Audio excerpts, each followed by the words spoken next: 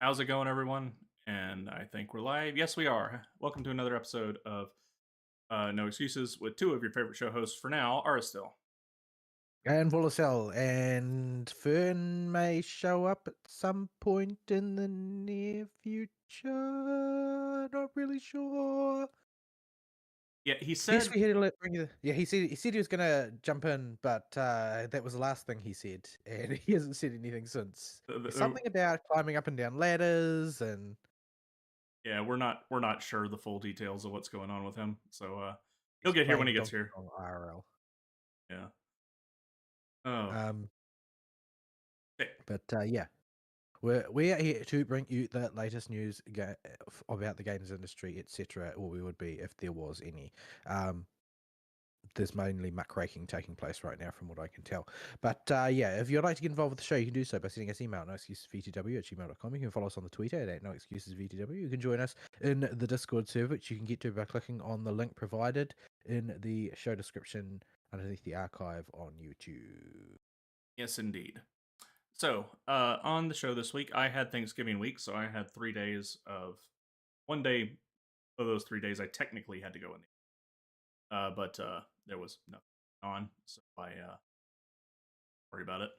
I the phone rang once, and I got one email. I had to go track down some shipping information for somebody. So I functionally had that day off and ported the phones to my cell phone and went back home. So I have quite a bit this week I can jump into and talk about. I don't. For me, work is ramping up and getting rougher and rougher by the day. It's always, they call it the silly season for a reason. But yeah, things tend to ramp toward the end of the year. It's just a question of when they go dead, and that will depend on things like when will our major customers decide they're going to shut up shop for the Christmas holiday. Sometimes they are literally firing on all cylinders right up until Christmas Eve, particularly customers that supply a lot of things to, like if the customer is involved in hams in some way or turkeys, then they tend to just be firing on all cylinders right up until the last minute. Other All cu- of them, three hams. yes, but other customers might shut down earlier. So depending on what people are doing, my work will tail off at some point during this month, usually. However, sometimes it doesn't. Sometimes it's just mad the entire time. But on top of that, IT infrastructure is being overhauled, which means a whole bunch of stuff is going to break, and I'm basically going to have to be available to deal with the fallout and come up with contingencies for it. Whether or not I can make the show next week is entirely up in the air right now. If everything goes swimmingly, then it might be sufficient for me to be sitting at home tapping on my laptop while people are at work. Otherwise, I might have to go in myself to make sure that things don't implode when people start. I don't know, but everything is so systematized that people don't like to think for themselves anymore, so they can't make good rational decisions in the absence of direct instruction. Uh, I don't know whether or not it's going to be safe to leave people to their own devices. We'll have to wait and see. I'm not really looking forward to this coming week because it's just going to be a mess. It's going to be a mess. It's just a question of how big of a mess and how much of it will I be blamed for. Hopefully not too much, because all of the labs in our region are going to have to undergo this particular changeover in infrastructure, and one of them has already gone through it. So the IT infrastructure team have seen a bunch of the bugs move out into the wild once already. So hopefully they can figure their stuff out this time when we're going through it.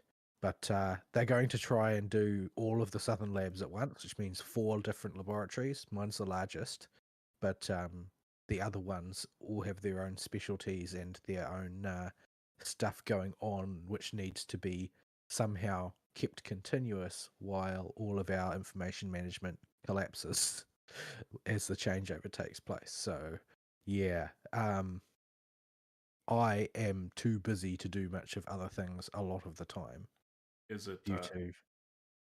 I don't know how the workplace culture between labs is there, but would it be feasible to ring up the one they've already done it on if you have problems and just go, "Hey, we encountered this issue. Did you have the same I issue, and I've how do you fix?" I've already been through a lot of that stuff with my counterpart up in the Auckland laboratory.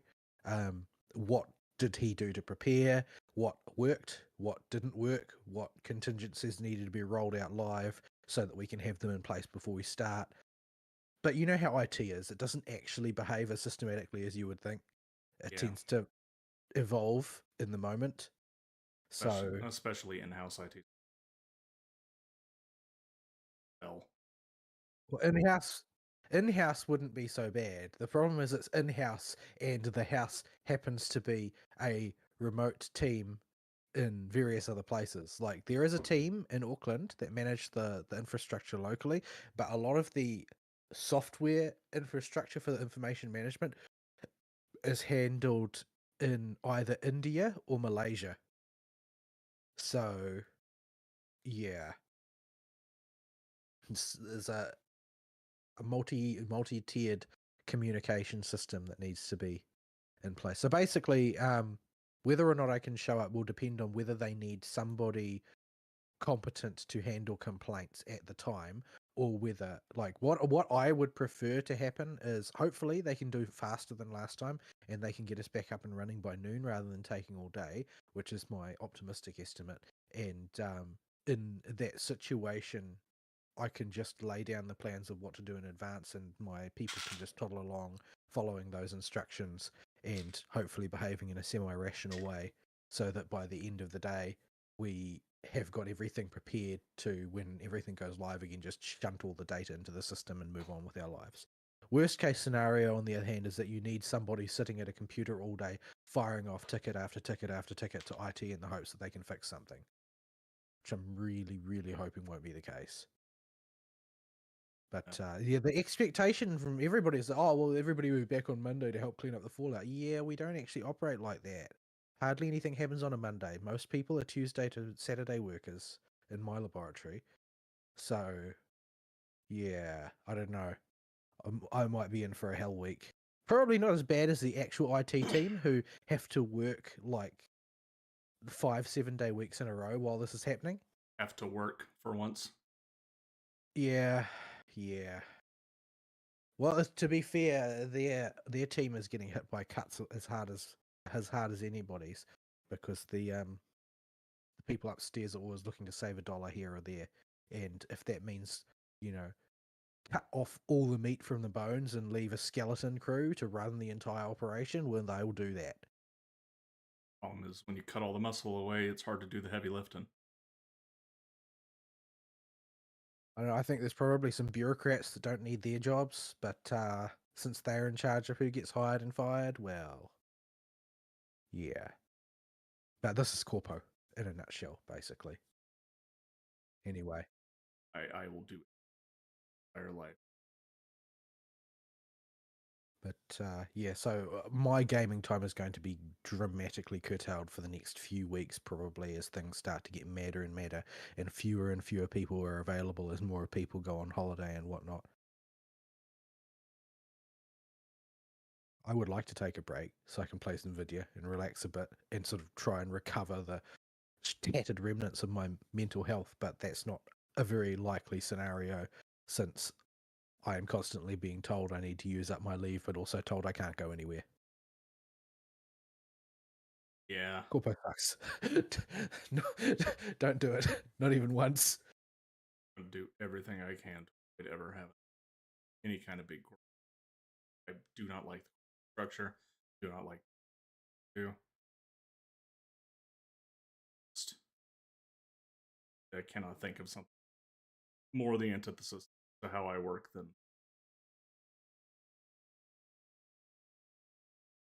Also, I can't treat my bank account like a scoreboard in a corporate structure. One of the nice things about owning your own business is you can tell how well you're doing because you are in charge of the finances. You can keep track. Well, I know a little bit about the finances. The problem is that I don't really know how those finances are viewed by various people at various tiers of the organization. Like for instance, there's a cadre of people who think sales are everything. Yeah, Sales are important, sure, but but what are your liabilities? What are your costs? What are your uh, future sales that are guaranteed? How is all this calculated into it? they'll make sales worth X dollars value, but they will make these sales in terms of like work that will cost us X dollars to perform. So it looks like there's lots of money coming in cash flow wise because it's turning, stock consumables into cash flow. But in practice, we're not actually moving the needle because you're only selling things that we can't make money on. Low profit margin or take too long to produce and eat up too many man hours. Yeah, well, if there was better communication between sales and technical, maybe they could make some headway. But if they pick only tests that, there's nobody in the industry who charges for confirmation.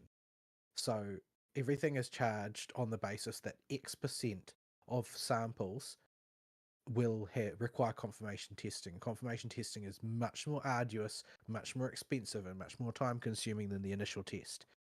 The thing is that they have been so proud to rack up a whole bunch of customers that have a whole bunch of testing that we make a lot of sales on, but these customers are turning in like 80% confirmation rates, which means that all of the cost estimates are off by like a factor of 4 or 5.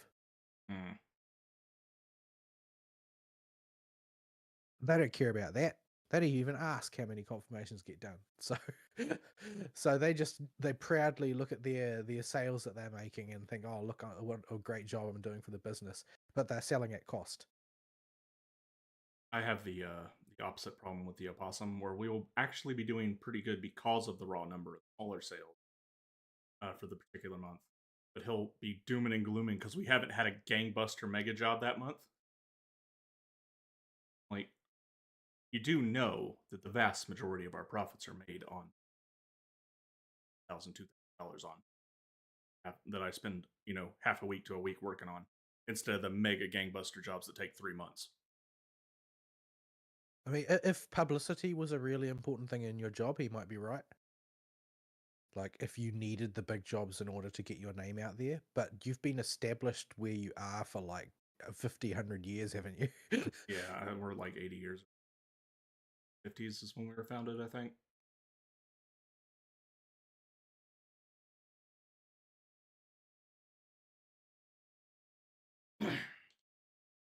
Yeah, work's a mess. It's always a mess. It'll be a mess until we die. I don't know about you, but I have no faith that I'm getting any kind of benefits from my government when I reach retirement age. No, I certainly won't. I certainly won't be. I, the most that I can hope for is that perhaps the housing market might collapse and allow me to buy a house before I die. That's about it. But yeah, New Zealand housing market has always been a disaster, and it's an even bigger disaster than usual this past decade or so. But yeah, so I don't know. Maybe I will get to live the dream that lab managers always hope will happen, which is that they eventually retire from lab managing and become a freelance scientific consultant in their field. But doesn't generally happen for most people. Maybe if There's you not turn really. over, maybe if you keep turning over enough staff that go get jobs somewhere else that know your name and and know you're a diligent worker, they'll recommend you as a consultant when you if you could make the attempt. Well, the government wants me as a consultant for their accreditation body, but there's nobody who will allow somebody who works for my particular business to be their technical assessor. So because there's too much conflict of interest, so I would have to retire from my current position before I could take up consulting to begin with. So there's not really any way for me to generate a reputation.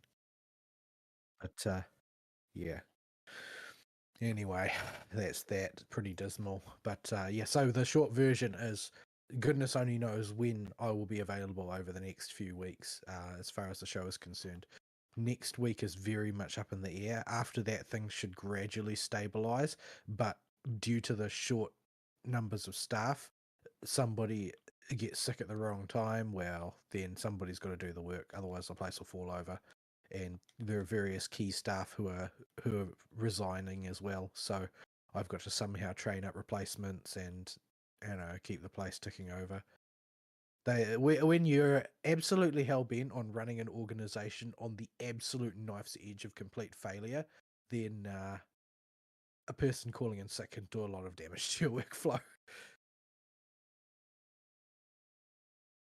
Yeah, yeah. Your money people seem like you're stereotyped corpo people that don't understand the function of how the business operates on the ground and how many people. That's not wrong.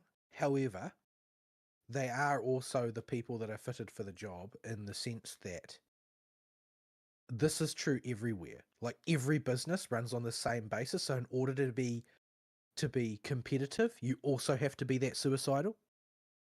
There is nobody who is like being reasonable and setting up in a sustainable way, labor wise, so nobody can afford to, because it's just a race to the bottom. Everybody's trying to undercut everybody else. I do not like the corpo mentality of we must make infinite profit and going up this idea of infinite No, growth. if it was infinite profit, that would be great. It's not. It's infinite growth. Those are radically different things. No, I'm here to tell you, most companies that have a huge amount of cash flow and appear to be growing really quickly and doing really well for the investors, most of those companies haven't got two pennies to rub together as far as what they can leverage against their liabilities. Like everything is just in a very fine balance, and a little movement one way or another could tip things over pretty badly, because everything is maximally directed towards growth. There is no, sitting back and running in your groove for 6 months to build up a bit of cushion, Yeah, a nest egg, there that is you no can't, just because spend a you few can't. months going positive and then let It, things if you go positive, your shareholders will lose confidence because you're no longer growing. of while capitalism may be the best system we've come up with, the idea of infinite growth is and the idea of investors that are relying on infinite growth a, a plague, it seems. It causes so many issues, and in every industry where it roots itself in corpos take over.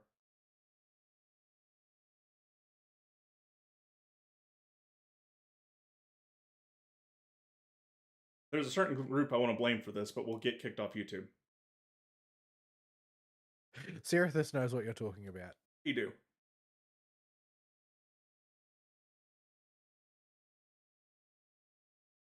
So, Where were we? your actual week that you had for video. My actual week. My actual week that I had for video games. My actual week for video games wasn't very much. What did I do first? After the show last week. After the show last week, what did I do? Oh, right. I finished Sequence Story, which was good. I liked it. I didn't. I wasn't as completely enchanted with it as I was with Clorane's, but it was still a good story.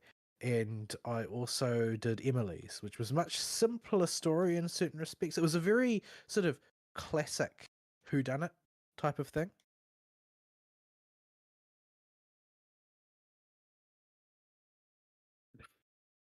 Yeah, it's like somebody was like, okay, we need to sell the perfume lady. How do we do this? It was not very well handled, I have to say. It was in the sense that she appears as if out of nowhere and does a story and then disappears, never to be heard from again. Back to, It's like, this is not really what I would call excellent marketing. I think at the time, because she was like the last character from Fontaine era that was coming out. They were probably all eggs in the development basket and the creative basket were in getting ready for Natland to come out. So she probably got the short because Yeah. It was probably a case of, oh crap, we actually aren't going to go back to Fontaine in a timely fashion, and she's what we've got ready to sell.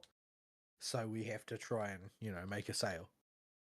And that probably explains why the story was so straightforward. It was straightforward to the point in being predictable, even though it was a classic whodunit with a classic whodunit twist to it. But it was a reasonably enjoyable story to spend the evening doing. Like, it was not. I didn't dislike it by any means. It was just a little bit normal, I suppose you could say. But yeah, I didn't dislike it, but I don't find it particularly memorable, and it's already fallen out of my brain on the same. It follows all the same tropes and twists that every other murder mystery whodunit. yeah. It So is one stock unit murder mystery story. yeah, but it's just something like that is not very memorable. Like, but it's very what it did really well was be self-contained. Like, it's not conspicuous in its disconnection from the rest of the plots taking place. It's only conspicuous in the sense that, oh well, it seems like this character should have been more significant. Like, for someone like me who spends so much time using Ningguang as a main, seeing Ningguang be 4-star and then Emily be 5-star, it sort of sticks in the craw. So Ningguang's the leader of her nation. She's ridiculously powerful for a normal person, both in terms of political power, financial power, and raw ability to wield her vision. Like, she outmasses heaps and heaps and heaps of 5-stars in the game, and she languishes as a 1.04 star with the lowest attack. While Emily, who is who again? Perfume Gets to lady be from Fontaine that's in Sumeru right now because of reasons. And gets to be a highly modern 5-star. I mean, certainly not the meta pick or anything, although she may turn out to be at some point in the near future, she, depending on the way they set things up. if you want to esports a Kanish team, she's absolutely. That's about it. How many people are esports in Kanish teams?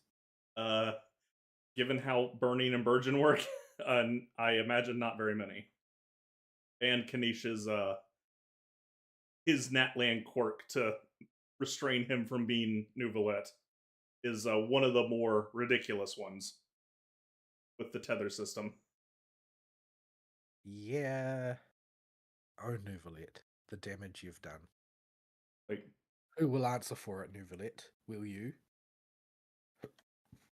yeah, they got.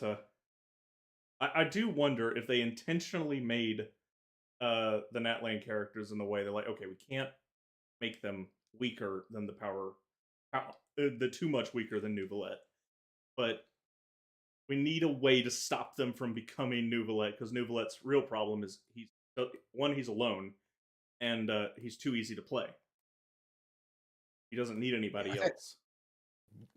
you can sort of see that kind of conspicuously with Mavuika, with her CBT loadout, in the sense that she does Nouvelette power, if not more so, but she needs her teammates to actually make her work at all. Yeah, Like, she charges her ult off of her teammates, so you can't just do the one-man band that Nouvelette can. yeah. No, it seems from the leaks that have come out like she'll work really well with like our friend Mualani here, where she'll pop her rings to be the off field for a bit. Mualani will do the Sharky stuff after you set up your other off field stuff, and you'll build up your energy, and then you'll blow your energy to charge up Mavwika, then bring Mavwika out as a secondary for the super big kaboom damage, and then you'll Yeah, you'll go well, back to the rotation. it remains to be seen how it will all fit together. Yeah, We don't really know as yet. that's just the impression for one of the many teams that she'll work with because Pyro and off field Pyro can go with pretty much anything. as Shangling and Bennett insist on proving again and again and again and again. Yeah, Confield Pyro can go with Sigh. the heck of stuff too because of all the Hydro supports in addition to all the powerful the two powerful Hydro trees. No, I'm going to build a Clee Burgeon team. We'll make the on-field crit rate, crit damage Barbara something eventually. I don't even know what Burgeon does, to be honest. I think it's just damage over time that gets a bigger multiplier because it requires a bloom. Burgeon needs help. Anyway, so yeah, I did that. What else this week? There's not a huge amount going on in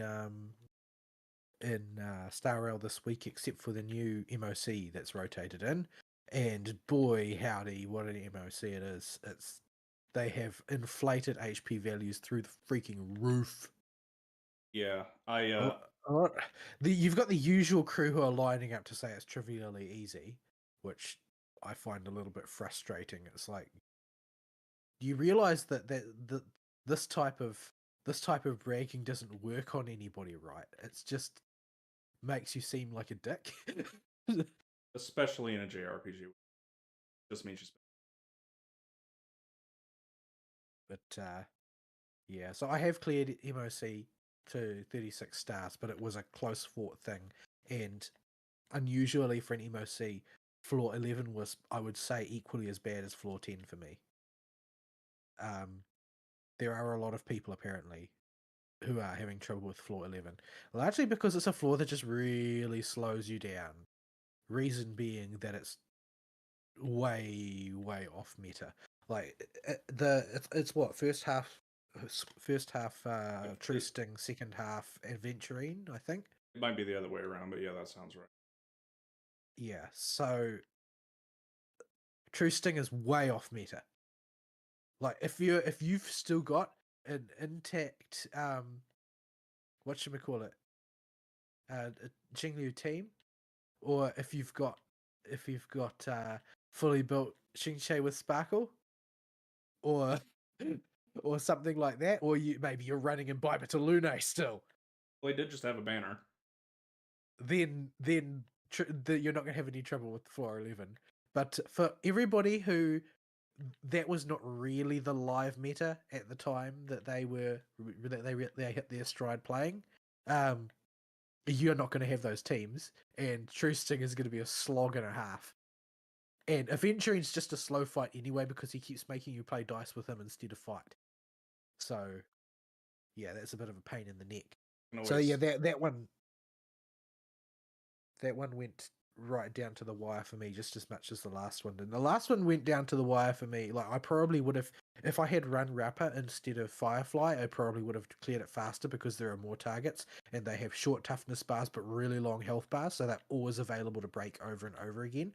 So Rapper probably would have done better there, but who I had in the team at the time was Firefly, because Firefly is usually the best pick when you know you don't have access to the weakness that you need because she can install one.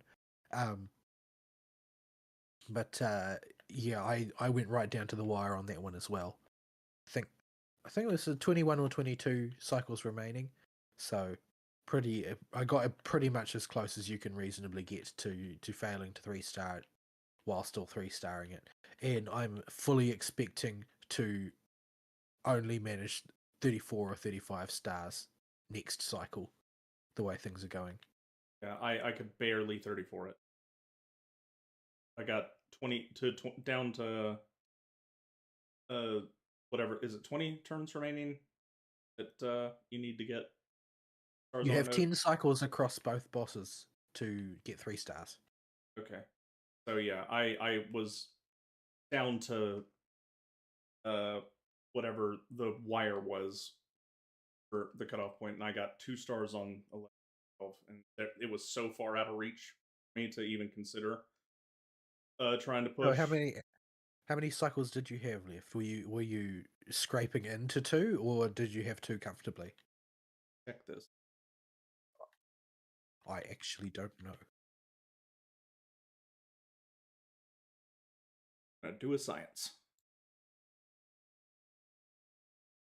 while I do the science. Mm. Load Battle Chronicle. Yeah, I'm pretty sure I think I had 22 cycles left on floor 11 and 21 on floor 12. And on floor 11, it's just because I was way off meta. And on floor 12, it was just the HP pool is bonkers. Just really bonkers. I keep seeing people say, "Oh, it's easy. It just takes 2 or 3 cycles." It's Okay. like, well, yeah, if you've got signature light cones on everybody, maybe, but If the teams I currently have were built, I might have been able to push 11. I was at 13 cycles used. 12 is out of the question. It was 17 cycles used with the best teams I could scrounge up. yeah. But it's frustrating not being able to 36 star. But you've got to remember, like, you're missing out on like one pull in a season, sort of thing, 1 or 2 pulls in a season in total. It's not a huge deal. And number two, it is supposed to be the hardest challenge. Like, you're going to miss it sometimes unless you're just going to spend money keeping up with it all the time. Like, the people who are bragging about being able to zero cycle every MOC, they are also having eidolons and signature light cones on basically everybody. I Like my team for taking down the first half, we got through it really slowly, and it's largely because I have a suboptimal team for that, because I'm running Fei Xiao March 7th, Robin with no signature light cone, and I was using Fuxuan as my sustain, and she's definitely not the right sustain for that team. and you know what Ring, really makes me uh wish I had Fei Zhao is Robin's signature light cone. Because if Fei Zhao's fast enough, like yours is, to go first, you find the Numby target, you skill the Numby target. Numby, that's one hit. So that's one. You need 5 buffs on Robin from other people attacking. So Fei Zhao hits, uh, does her follow up. Numby hits, does her follow up, and Robin's already at 4 stacks. how fast is my Fei Xiao? Faster Where's than all my my dudes. Remember, I'm working with just the uh, speed I got. I am not done speed farming of any kind. I've taken what speed I can get. Listen, I put on Fei Xiao the only gear that had anywhere near the right stats that I could find, which is why she's got that impressive crit ratio. The incredibly consistent crit performance. The 1-to-1 crit ratio. Where is it? Where's my stat pane? Here we go. I can't see it. It's too small. Open in browser. 149 speed. Oh, that's not bad. That'll do the trick. Yeah, that's But 93.7% crit rate, 91.4% crit damage. Like, I can actually get heaps of mileage out of that. Turn excess crit rate into crit damage blessing that you get in Simulated Universe. Because her crit rate is always massively overcapped. Because that's out of combat crit rate, right? There's any number of modifiers that apply once you actually go into combat. But yeah. yeah, but for such a clutched together gear set, her stats have fallen down pretty well, except for the fact that the crit ratio is off the chain. And generally speaking, as far as external buffs are concerned, it's easier to get crit damage than crit rate.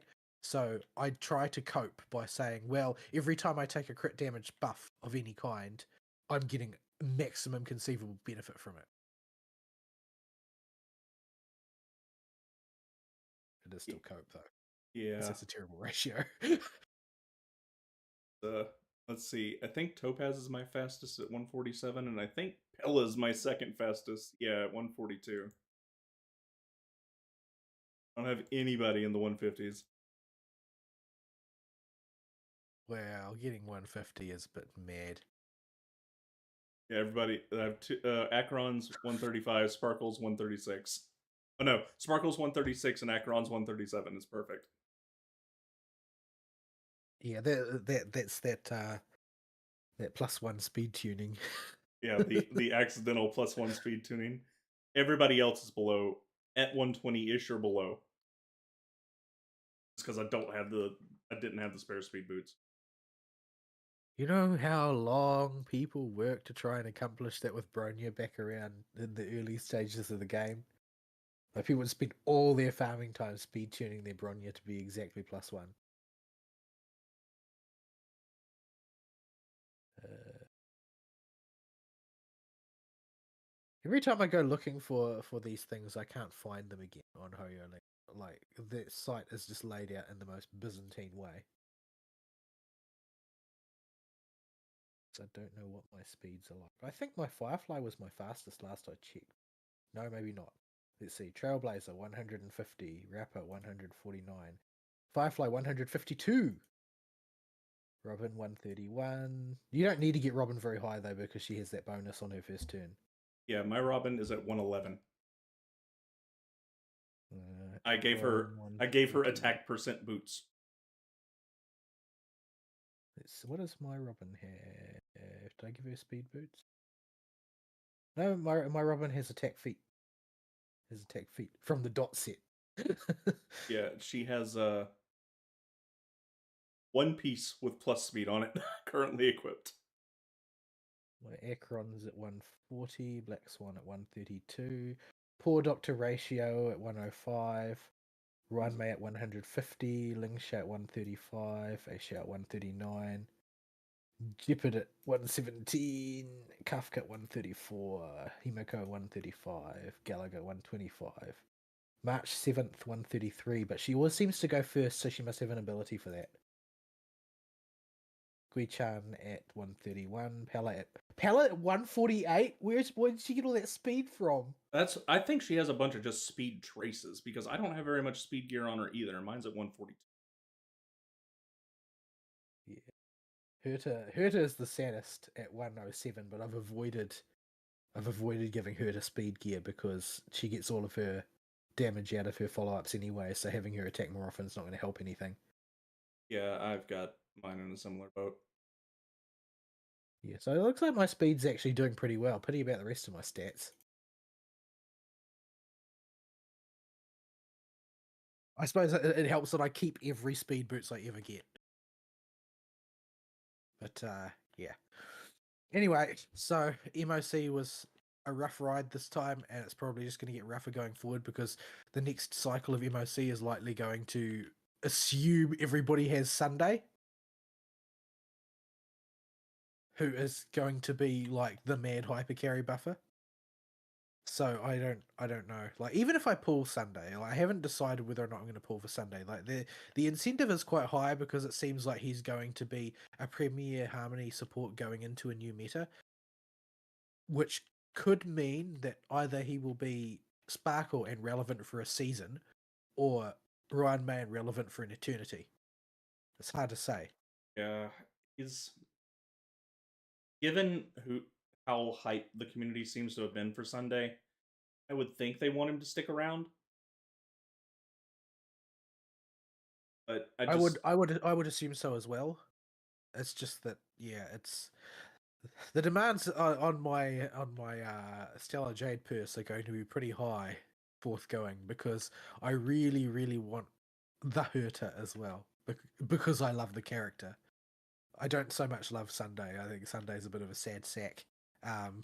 yeah, I might go for Sunday if I get him in a reasonable uh amount. I might make my second team work on the summon meta because I do like the design of the And everybody's going to have Summon Trailblazer. yeah. So So everybody knows they're going to have at least one character who's going to play into that meta. so getting a support that'll work with them plus summon Trailblazer existing plus if I go for the new girl that'll be 3 out of 4 with a flex slot and then I'll have plenty of time to build plus get Jade at some point and face Shao. Everybody's holding their breath to determine whether or not Aglaya is going to be a standard or a limited. Yeah, Because everybody thinks that, it's just kind of weird if they don't put a summon standard for the new path on the permanent banner. It's just kind of odd. of the But games that we play actively, the only time I can think of them moving characters on standard banner was when they and we except with got Tonari in there. But I mean, Daya and hasn't Dea. always been there. Yeah, and Dea, which I don't really understand why she got put on. Unless Possibly, but she was released as a limited first.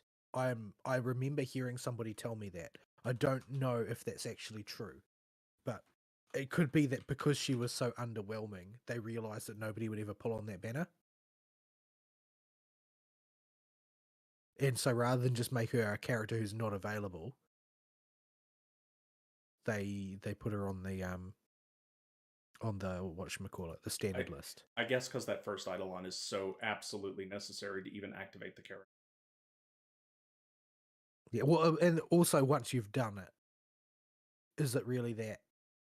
I mean, Is it really that important? Like in the sense, like it's not going to give you a game-breaking team, is it? it did not do jack crap for you that Zhang Ling couldn't do until Mualani came out. Because while you're on Sharky, you got a little bit of interrupt, but you can't dodge on Sharky. And if a big enough hit comes through and hits you, you'll go spinning and lose all your Sharky time. And if you're not in that lane, you don't have very long on Sharky on lane. And you need to tag 3 enemies with a 1 second cooldown per enemy to get enough Sharky points to do the fight. So what Dea actually does is, even if you step out of her circle for a little bit, you still maintain the interruption resist it gives you. So you can stay on Sharky and guarantee that you'll get the bite marks by tagging enemies. But until Mualani came out, there was no character that could utilize that interrupt resistance. Because for everybody else, we'll just dodge. Or why does we don't have a Hydro character that needs to stay that close to the enemies or wants to stay in a circle to begin with. So she got some value there, but that is a niche case, and you don't need her. She is then comparable to Zhang Ling because you're giving up off-field damage in favor of a more consistent Mualani. Do that if you use her as a day as your Vapor or your Vape Enabler.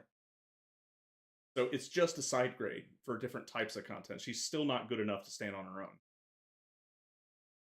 Yeah, but so she doesn't she's sort of like if you look at the way it's laid out, it's sort of it makes sense that the only reason that they would put her in there is if they realize that character banners were just not going to work really. Like it's also true though that even if they moved Tainari onto that banner so that there'd be a Dendro character there, there's still no Geo character. So Yeah, and even it's not obligatory that they have a character of every element, for instance, there. yeah, and even then, if they do put her on the perm banner, she won't be on the pick tick that's coming. And her heyday as a character will be right after her banner when summons are a You thing. say she won't be on the pick tick, but we don't know for sure. It seems unlikely that she would be. Yeah, Very unlikely. But that pick ticket's going to last till 3.2, so people are holding on just in case. I see. And I can't say I blame them. I probably do the same thing. I haven't spent any silver tickets in a while, just in case there are major changes to the way that banner's laid out. I absolutely so Well, I mean, Himiko's definitely. I'm gonna get a Himiko, another Himiko. If they don't put anything new on that banner, but I'll probably hold fire until because Himiko works pretty good, but I would have to rebuild her because she's currently built for follow up, but that's not really a great build for her right now. You kind of want to balance yourself between follow up and break to some extent, and I haven't really done that because a lot of her power comes from breaking as well, and her power going forward, I'm not quite sure where it will mainly be located because yeah, there's definitely more than one build for her, which is something that's not that common for standard characters, that you can build them so competently on one direction or the other. Like most people are like, oh no, you just go, crit rate, crit damage, attack, fire damage, attack. That's like, oh well, that's a standard follow-up build for this character. But the most people who are using her, like esports wise, are using her as a pure fiction break character built for break. So yeah, I think she would benefit pretty strongly from Fugue as well in that context. because of the exo break, the exo toughness thing. Whether or not, well, I suppose that I haven't investigated whether exo toughness charges her passive. That remains to be seen, I suppose. Somebody will know because exo toughness has appeared in Memory of Chaos before, but I'm not quite sure myself offhand. So yeah, it's kind of interesting to see where that will go. But yeah, there's definitely going to be the summon meta, and then I don't know what they will do with the Herta, because the Herta does not mesh with any meta that currently exists, because she's a straight up classic erudition character. Yeah, weak booms. Yeah, which doesn't really have a role. Like, I suppose that they could make her like like a sort of an ice erudition Acheron type of thing, where because her CBT kit seems to favor that, where you stack your team with an excess of erudition characters, and she starts to charge really fast, and will be able to ult for big money, big prizes. But whether or not they make like erudition spam a meta or not, this seems like a bad idea from a design perspective, because it will rapidly become too dominant in pure fiction, and pure fiction is the only real space for erudition to shine as it is. So if they try and balance against it, then there'll be no reason to pull erudition ever again as soon as it falls out of the meta. If you creep it in So too hard into the other game modes and make it super, probably the most meta you could work into, where if you don't have the erudition team, yeah, well, whether or not they view that as bad from a business perspective will depend on the fine-grained details of the numbers. But yeah, I think there are. I think that there's also the option that they're just going to sell her as Herta because people like Herta. She's quite the popular character. So yeah, and especially if they give her a big story role at some point in the near future. That's going to, the story tends to sell characters, generally speaking. Like Break was an untested quantity, and the only experience we had with it really was the somewhat mediocre performance of Yi. Like Yi was a really, really great character early on for people getting started with their accounts, because you had element agnostic breaking, and you had follow up attack, and you had a whole bunch of tools in the toolkit that you could use.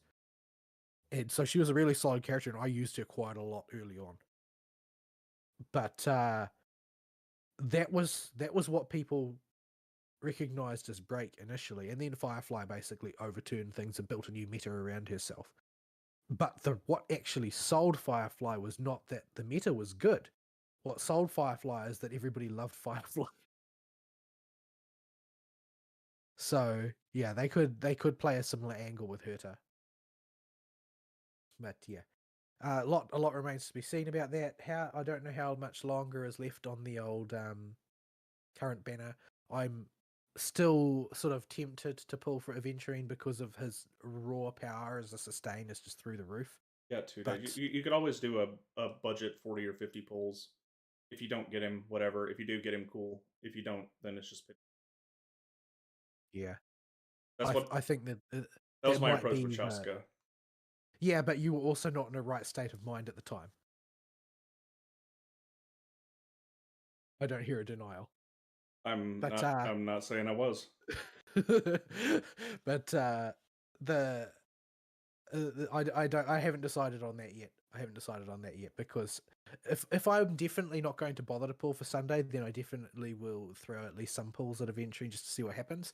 If I am going to pull on Sunday, well, then it's more like, well, maybe I should just hoard as much resources as I can, because we don't know how well those pulls are going to go. I could get another Yanching or another Bilo. So yeah, ain't nobody want that. Suppose if you get a Bailu on your first pull, your first 10 pull, you're kind of sunk in there at that point. Well, no, because you can carry that to the next banner I and thought just not worry about. I does think you can, can't you? I think if you fail pity, it resets your counter, and the failed pity token disappears between banners. I think that's a Genshin thing. I don't know if it's a Star Rail thing. I have to check the fine print. I would double check. But yeah. Sunday is a bit of an unknown quantity. I don't have the gear for him right now anyway. Much less the mats. It was nice of them to tell us that there's no new trace mats coming in the near future. So if you just farm the latest ones for the appropriate character, you'll probably be okay, I hate unless that you're node. saving for remembrance. What's on that note? Is it It's televisions, it's dogs and TVs. dogs, and TVs? I see.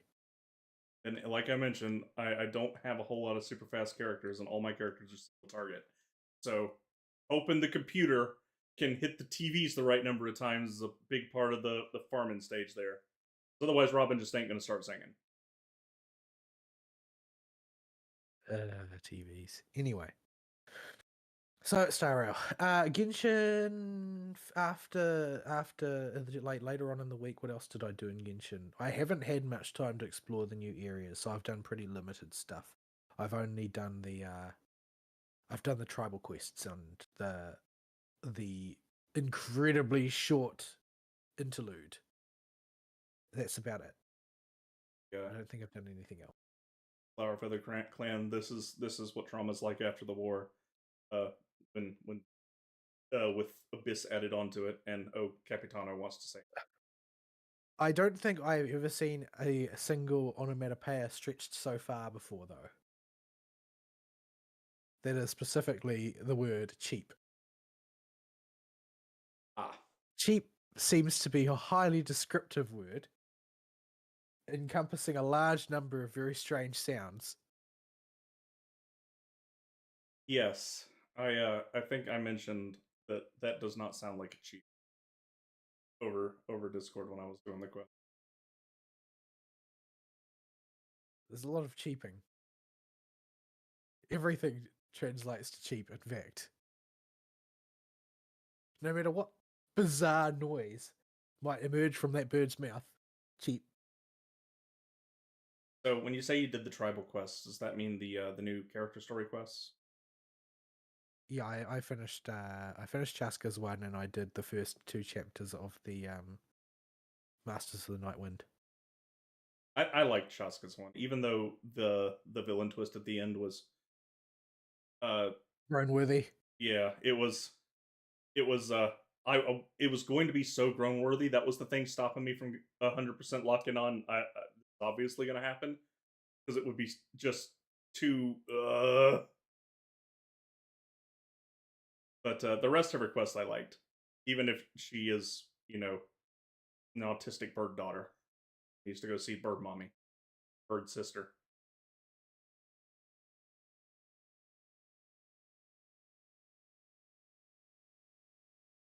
Did you do that one in English? Yes. Yeah, like so I did it in Japanese. So she just calls her bird mother Okasan, but the subtitles suggest she calls her bird mama. Yeah. Yeah. I don't. I think at one point she does say Bird Mama. Casca's a little special. Feral child raised by not wolves but birds. Well, it seems like she was born with the ability to fly to some extent, so That or maybe Mama Bird just pushed her out of the nest and she had to figure it out. They I did not. was somewhat gone. They did not explain where she got her big flippin' this Yes, they did. thing. I don't remember. Yeah. She said that she commissioned it from Shilonen. Oh, that's right. And I remember now. Shilonen was a bit appalled that she seemed to think it was a well-behaved weapon. That's right. I remember that now. What were you gonna say? Can't remember now. Yeah, I was a bit surprised to see the cameo from Shilonen, since they usually don't involve other characters in the character stories in a big way, unless that's like a main, as they said, that's a main part of the plot. But yeah, I suppose that they kind of broke the mold with Clorange's one. But which is still my favorite. But Natlan seems yeah, to be a region for trying out new structures on. yeah, I don't know if I like. I don't know if I like Chaska's one as much as I like Shalonen's one, but largely because I feel like the grown-worthy twist at the end kind of undermines a lot of the rest of the story by Yeah, just being sort of like nonsense. it is so they're not really going to do this. This is so dumb. Oh, they're okay. They are. But even if you see even if you see the plot coming in Shalonen's one, that doesn't actually defang the story the way that it does in Chaska's one, Well, where it's just like, ugh. they portray the mama character in that one as being a little off her rocker and a little shady the whole time. She has time to build up in your mind as okay, there's something off about. Yeah, it's like yeah, there's something clearly not right here. And like I had that feeling build up pretty quickly early on because I did it first. When the third part wasn't available, and it built that feeling built up pretty early on because it was super conspicuous how much they talked about somebody who never appeared on screen. Mm-hmm. And then what you call it with Shaska's one, there is no real character action foreshadowing for the main villain. They just appear to be the nice old clan mommy until they're not. Yeah, well, and I think that the other thing, I think the thing that hurts these stories the most, though, more than anything else, and I think that this is something that Hoyo should really take into account, is it's very hard to take standard NPC face seriously, Mm-hmm. and they do this in a lot of their games, but I don't know. I think that they should probably work on that a little bit. Try and sort of enhance the appearance of the NPCs generally to the point where you could embed a unique one without it being conspicuous. Because every time one of those generic face people turns out to be the villain, it's just a little bit, really? Yeah. Okay. This is the same as every other NPC, though. Yeah. At least have them turn into a monster or something if you don't have a rig on hand. So we can imagine the facial expression a bit easier. Like if you just have the big villain turn to a Biggie Churl or something for some dumb plot reason, at least we can pretend to have there's facial expressions under that mask. But when it's just NPC face, it really is no. They really should work on rigging for the Yeah, face double. that I don't even think it needs to just be. I don't think rigging is really enough. I think that they just need to up the rate of up the rate of unique NPCs generally. Like if you look at ZZZ for instance, and I know that you don't need to have characters appear as often, they just have heaps and heaps of NPCs that have unique models. Like, like Pulchra, like Bellum, like Pompey, like Moors, like these characters, they're not playables, at least not yet. I don't know if they're going to suddenly become playables. There is a contingent of the player base that is hoping for Pulchra and coping that she has a character ID in the game, but it's There have been leaks about her kit in the past, but there's no concrete evidence. The leaks from her kit. See, I think that they suggested that she was like a shock character. I mean, an electric character. Anyway, yeah, there's lots of characters who don't have who do have unique models, and even other characters that like don't appear as often but also have unique models. Like if you look at, say, the Drive Disc shop owner or the Bangbu shop owner or whatever, arcade like girl. Yeah, they've got unique models, and that means that unique models appear often enough that you're not immediately going to flag a person as playable or enemy.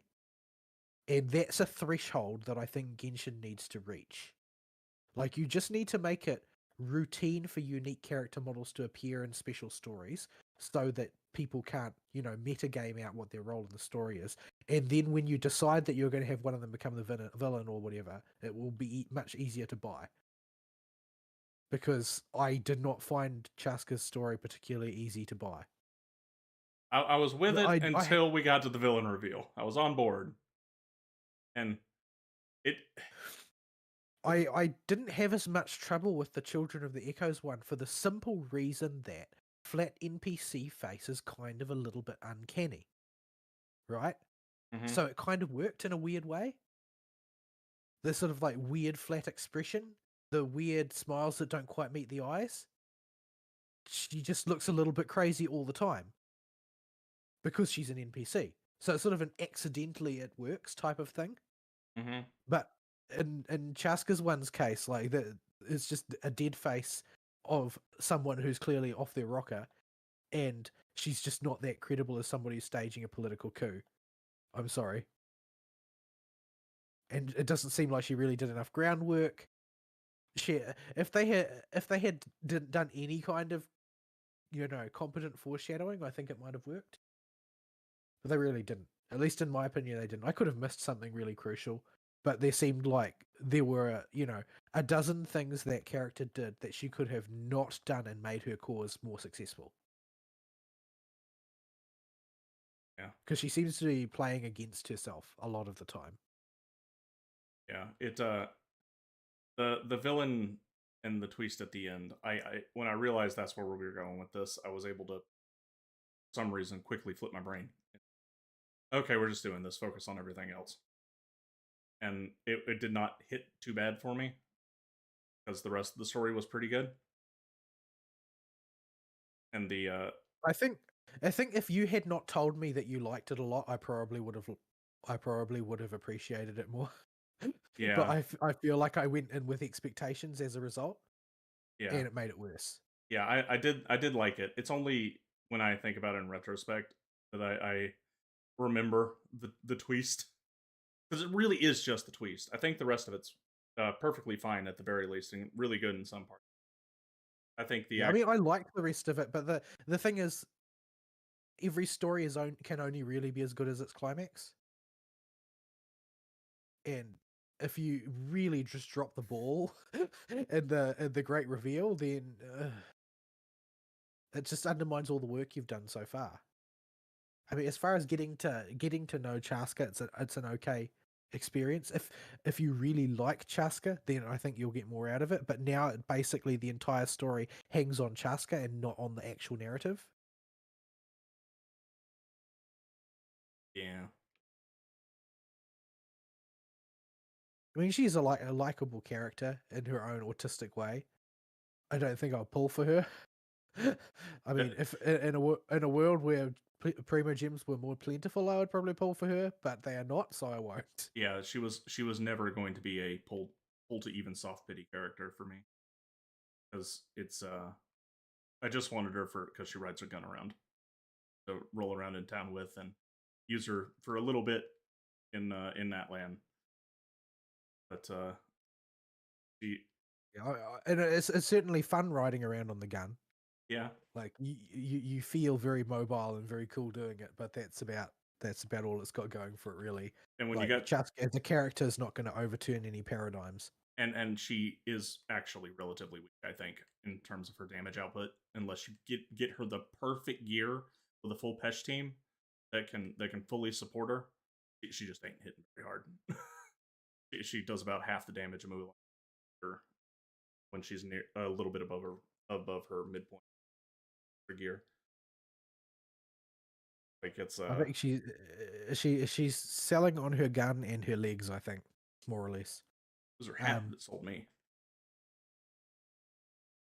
at any rate, I think I'll probably be holding on to my 53k primos because Yeah, the I double. absolutely, yeah, I've got to survive the double banner because apparently they're both going to appear on the same one according to the current leaks.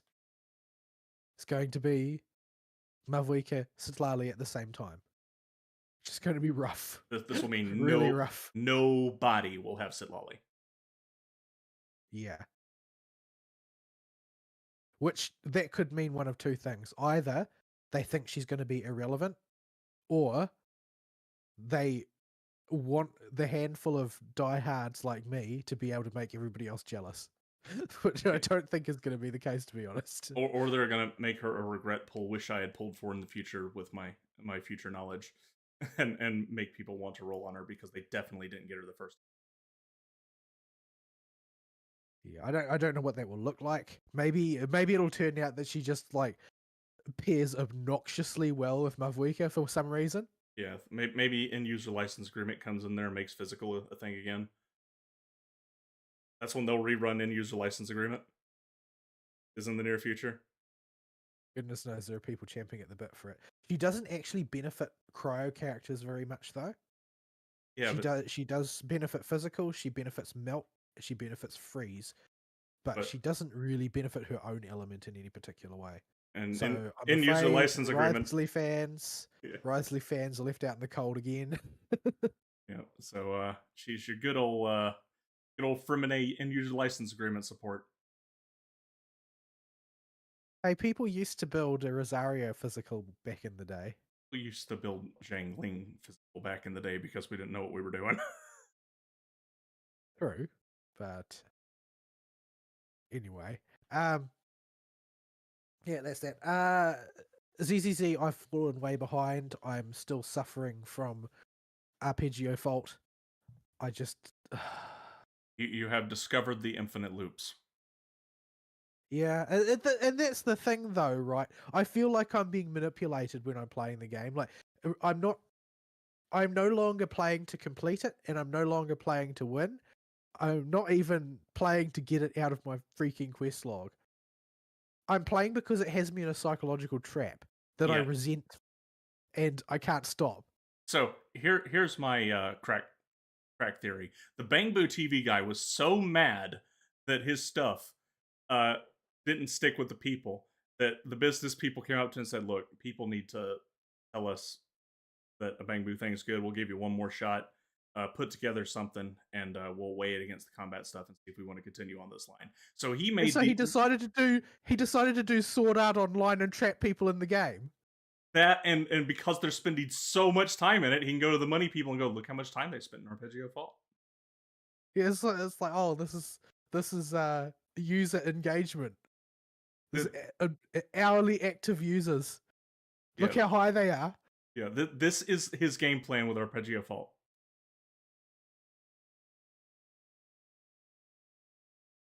I think he's just trying to go Sword Art Online. He wants to trap everybody in the game, In the Bang Boo TV. in the Bamboo TV specifically. One It's like, day, you didn't appreciate my baby when I injected it into every other facet of the game. Now you'll never get to leave. all ZZZ players wake up one day as Bang Boos. Well, I mean, there's precedent now, isn't there? Yeah, For people who get trapped in the game and turn into Bangbos. yeah. Some of them cuter than others. I wonder if they'll ever start releasing character Bang Boos. I think that the chance is quite high because the model's there now. Yeah. The Miyabi Bangbu is adorable, but Wanted to see Yanagi Bang Boo. well, Yonagi's primary features tend not to occur on Bangbus. How would you translate that to Bang Boo? I don't know. How would you translate? Well, Jane would be easy. Just stick a rat tail on it. Yanagi doesn't Yeah, have any well, animal she's got the features. ears as well, so Yeah. Nagi does not have any animal features you can cop out with for the Bang Boo. She has two very prominent forward facing features that no other Bang Boo would have. she wears the samurai armor, I guess, on account of her being like a human-only hybrid of sorts. Which is a really bizarre story that I'm still kind of annoyed that they haven't bothered to touch. Because they haven't explained anything about that. Yeah. The Oni seems like they're being that story will be done as we go through hand stuff if it is more if it is going to be detailed on. because all the It could Oni be. I don't stuff know. has been related to Hand in some way.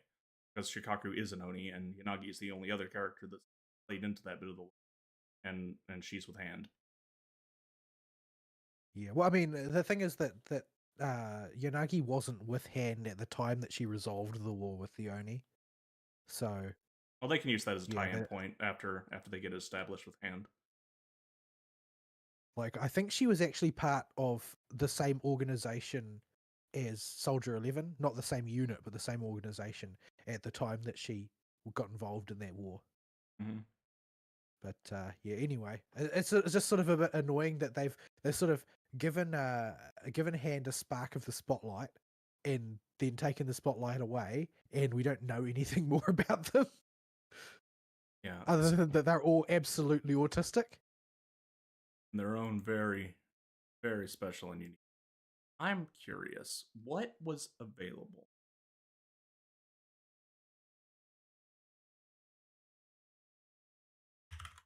Wiki. I don't know what you're looking I want to for. see about where we were, what we were getting with version 1.3 Star Rail. Okay, so version 1.3 was the end of the first story arc. It looks like Which is the first story arc? the first patch, Bellabog? Bellabog, and it's the Lofu. Like because Okay. I see Imbiber the Drulun there. The next okay, so 1.3 would be the end of the Lofu, where where we're at story there. Like we hadn't got Topaz coming to Bellabog yet. We hadn't had Doctor Ratio and the Crown of Monday and Divine stuff. Hadn't had the big giant Pokemon event and stuff happen yet. Like it was just whatever we knew when Antilia died up to that point. So that's where they were at in Star Rail. In Genshin, they had just finished Liyue, and by then we basically knew nothing about the meta arc of Genshin. We were fucking reach and they hadn't found their feet there. So it's about it's more character group focused than the other two for a direct comparison, but they are starting to drop hints of the meta arc with the twins going back to the gates of old Eridu and talking about their teacher. So it And looks like that's where they draw Hand in, I guess, because Miyabi went there as well. yeah. So we are moving in the direction of setting that up. Uh, I don't know if 1.0 is going to be all establishing character groups and then moving on to the meta arc in 2.0, or if they will eventually pivot to start adding the meta arc and keeping the story going in the mid 1.0s. We just don't know what their plan is Is, until they is shoot. that short fat mofo still in a coma? The Sons of Caledon had him, and I think they turned him over to somebody. I don't see why you would do that. After all, nobody's been able to successfully hold him prisoner for any particular length of time in the past. I don't remember what the idea was. It's been a while since I did that story, and I was a little focused on the other events going on rather than the fatty. What, Cheesetopia? But yeah, there was Cheesetopia. There was Bernice and Caesar being Bernice and Caesar. There was distracting things going on. There were earworms, Cocktails, mimetic viruses. mixers, snacks are real nice. Anyway, so yeah, I'm still struggling through Arpeggio Fault, and there's a whole bunch of more stuff that has just come out. New bit of story, new event, So you which I haven't. was specifically instructed by Aristeel not to read any instructions. I haven't touched anything that has come out in the patch. Okay, I Nothing. think I don't know if you need to do lighter story before you do the uh, the event. I don't really think it'll matter to the event first. So you should be good there to do. Okay, but it is. Oh, that's a bling of a fern. I hope. He's not saying anything. Uh, Did he turn his mic on? Oh, there we go. That should be working now. okay, we haven't. You are unsound tested, but you are here. Make it up as we go along as always. We are currently live. When you said jump in, it took us a minute to process that you said that probably implied you were coming in later. So we were waiting on you for about Yeah. 15 minutes. Yeah. So it's the usual thing, someone comes up and says, "Oh, can I get your assistance for like 30 seconds?" That means 2 And hours. that usually means 2 hours, yes. It's a trap. It's always a trap. Yep.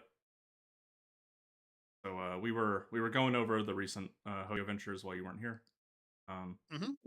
And we had finished what's going on in Gimshin, Star Rail, and we were wrapping up Z. Yeah, because I Nice. haven't done anything in ZZZ this week other than the I finished the 8,000 point version of Blitz. That was about it. Hey, that is I a hit- legitimate milestone because now you can just not think about that and just do that every week. Like, and with the It was hard.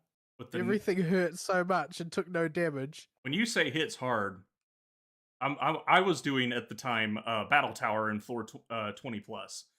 So Man, hard. I accidentally had Lucy get caught out of position and vaporized 100 to 0 in a single hit too. Yeah, Yeesh. but I got love tapped for 3/4 of my HP every time anything even looked at me funny. And that was the lightest tap when they didn't get outright one shot. So I'm like, you got a Yeah, Caesar well, shield, you'll be I- fine.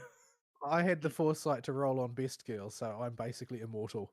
I am trying to level up Seth, but he is to have a backup for scenarios like this. But it takes a while to level up characters in that game. Yeah. It does. I'm just glad that someone over at Hoyo was listening and added the Blitz mode. Well, it's not just Blitz. They have excised Bang Boo TV almost entirely, except for It's like you're dealing with what's his name, Harvey Dent here. It's like on one hand you've got Blitz, on the other hand you've got Arpeggio Fault. Yeah, like they have added this. I don't know if you've been around when we've been discussing it, Firm, but they have added this Bang Boo Yep. TV event that lasts for like over a month. Is from when it started. It's still got like 2 or 3 weeks. It's like a left. 42-day event or something like that. And it was just that event is the equivalent to an event in dog training when you're trying to tell a dog not to do something. It will do it a lot more before it will stop. that there's no reason to spend eons in your infinite loops on any given floor, but it's a psychological trap. And I gave my crack theory right before you got on that the Bang Boo TV guy is mad that all of his stuff got kicked out of the game because nobody likes it, and so he took one last desperate attempt and talked his moneyman into it, and is trying to show them that through raw player engagement by being psychologically trapped in Arpeggio Fault, that no, people actually like Bang Boo TV. Yeah, no, they don't. It Yeah, just well, proves no, they don't. It's like I'm walking in circles around the room, screaming into the mic that I don't want to be here. And So you could beeline it at any time, but until you break the psychological trap, you will just stay in that room forever, and you will never leave. You could just not do the event. I mean, there are shiny rewards, but you could just not do it. The feeling for me is almost exactly the same as waking up in the morning on a day I don't have to go to work, picking up my phone and doom scrolling. Ugh, Like, yes. I know that I would enjoy myself more if I got out of bed and did something. I would get more done, and I would have less regrets at the end of the day. But the doom scrolling, Like you could spend that time, making progress in some video games, resting up, doing something productive around the apartment. Lots of better things you can do than doom scroll on Twitter. But Doom, it just gets you. It gets you in its teeth, and you don't even realize the time is passing as you just flick at the screen. mm-hmm. Yeah, you've just got to break the trap and just turn on turbo mode, and as soon as you think you can kill the boss of any given floor set, just book it. You cannot. You can't keep anything either. Yeah, there's no reason to spend any longer in there than you have to. And if you do it that way, if you do hit a roadblock, you have infinite loops you can use on that floor that you can use to farm. Yeah, it's a really cunning one, really. It's really cunning. It's not in a good way. it's like I was saying before Fern got on, it's like Sword Art Online. He's just trapping people in the game. You can't get out. You're stuck We all bang for boost good. now. We all bamboo now. But Oh. yeah. Speaking of which, I did not find the weird bamboo reference in Star Rail until yesterday when I found it by accident. Oh, I found that one when I was doing my exploration cleanup. But yeah. Anyway, so yeah, I'll leave ZZZ there because I haven't touched any of the new content, and I don't really want Ari to talk about anything that's spoilers. So the other Ho-Yo game is Honkai Impact 3rd, and the Sparkle patch has dropped, and I got Sparkle in my first 50% discount 10 pull, and then I went to the equipment banner and I got in my first two 10 pulls there, I got her weapon and one of her stigmas, and I've crafted her other two stigmas now as well. So Well, yeah, for I've got Eidolons on her. Sparkle now? They're all sparkled up. They don't have Eidolons in Honkai Impact 3rd. I'm not 100% sure exactly how you like. For most characters, there are various ways to harvest character fragments the way you would in Pinecone or Blue Archive Mm-hmm. to keep your rank going up, to get higher star levels. Which, like, if you get an S rank is like a 5-star already, right? But there's like S1, S2, SS, SS1, SS2, SSS, and that's the ladder that you move down. Rank inflation much. And you get down there by using character fragments, but I'm not really sure where you get them. Because some of them, particularly for older characters, are easily farmable. Like, you just need to find the method, basically, and either farm a currency that will allow you to purchase them at a certain rate per week, or farm them directly for the really old characters, because there will be various expedition missions you can go on to and you can just grind them out. But for something like Sparkle, I'm not really sure what you do. I don't think that it's going to be Eidolons. God dang, Chashka, what? How much Jello do you have on your chest, girlfriend? You're getting some interesting bouncing going on, are ya? I've not noticed this with her before. But holy crap, I need girlfriend! to stop and inspect. Yeah, okay, this was very important and had to derail what you were going on. This was very important things to pay attention to. Continue. Yeah, well, my train of thought has been obliterated. Anyway, so basically, Sparkle is my first S rank character of the new kind. Like, a lot of my stuff in the past has been done using Silverwing, NX Bronya, and various B ranks from the beginning of the game. Now, for context, B rank Valkyries, they have not actually made any in years. Everybody now starts at A rank. B ranks are something from like the days of yore. Oh dear. And they are not good, and it means that a lot of stuff is disproportionately more challenging than it might otherwise be when you're working with an arsenal of B ranks. You can, of course, as I mentioned, farm up their ranks, but they're never going to farm up to be very good because they're, launch characters, and free ones at that for the most part. But yeah, I have Sparkle now, and all of a sudden things which were like flagrantly impossible are now quite doable. Even if I am, playing Sparkle Nouvelette style, in the sense that I'm not really using most of the rest of my team because I don't really have anything built. I invested all of my resources in getting Sparkle up. But fortunately, except for things that are resistant to fire, she's pretty much able to do anything and fill any role that you need her to fill. She's quite competent as a damage dealer and has a very simple and easy to use attack mechanic. Very simple.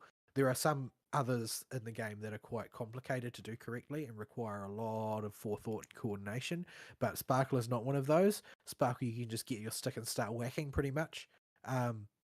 Since she's basically got, well, you regular attack to fill a bar, and then you can charge attack to switch that bar to the other type of bar, then you can attack again to fill that bar, charge attack to switch to to finish off charging that one, because you from the first bar is red, you fill it up, you charge attack, and it will turn half the mask red, and it will switch the bar to white. You fill the white bar up, you charge attack, it will charge the white half of the mask, and when you've got both halves charged, then you can use your special weapon attack and get a big burst of damage, and that's her standard auto attack type loot.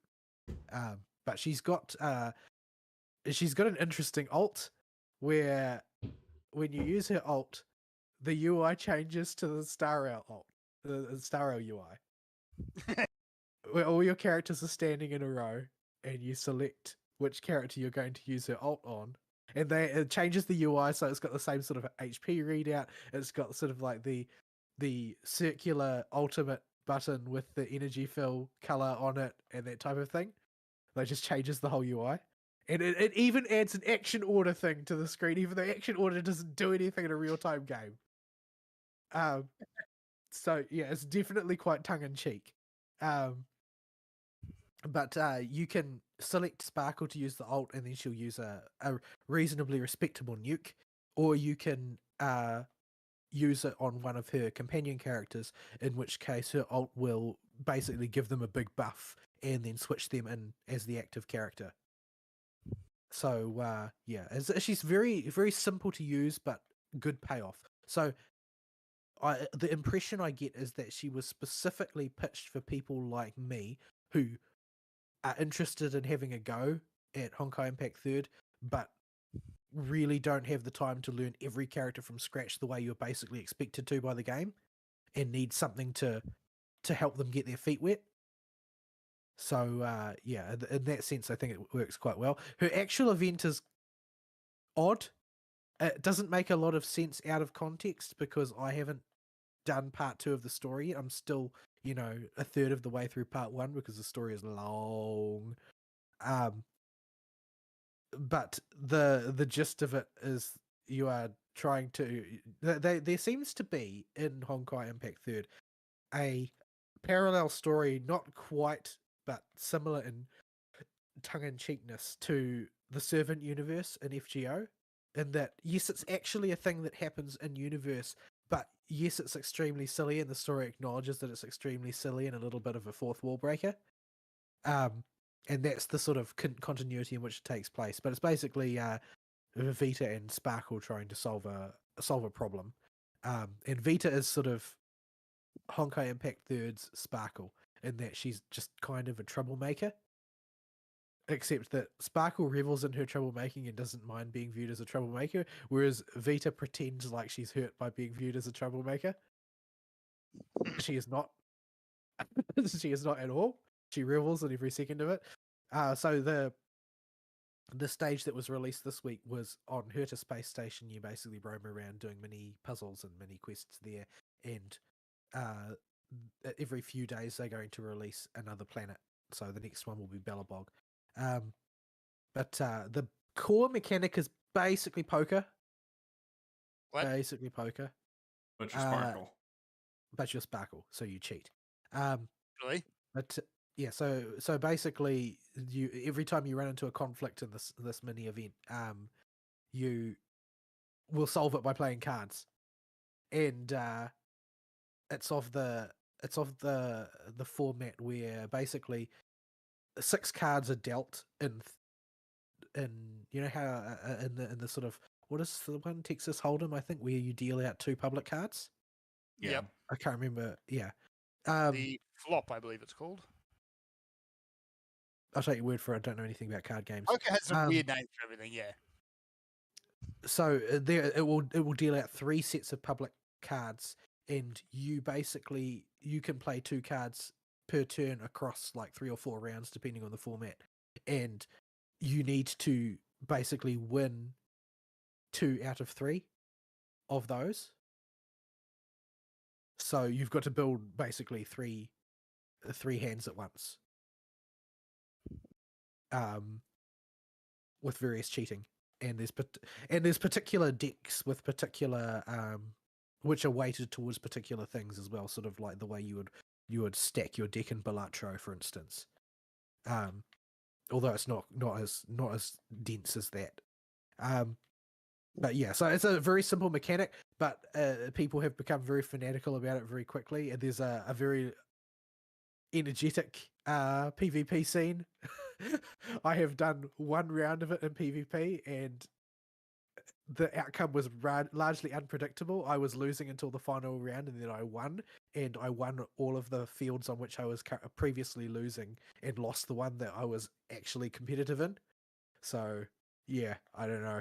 I'm not good at cards, but yeah, there are rewards for playing it though in PvP. So I'll probably take at least a crack at it to see if I can get good at it. But I've never been any good at cards, and after all these years, I'm probably not going to start getting good at cards. So yeah, unfortunately, because it's a rating based thing, you can go backwards by losing.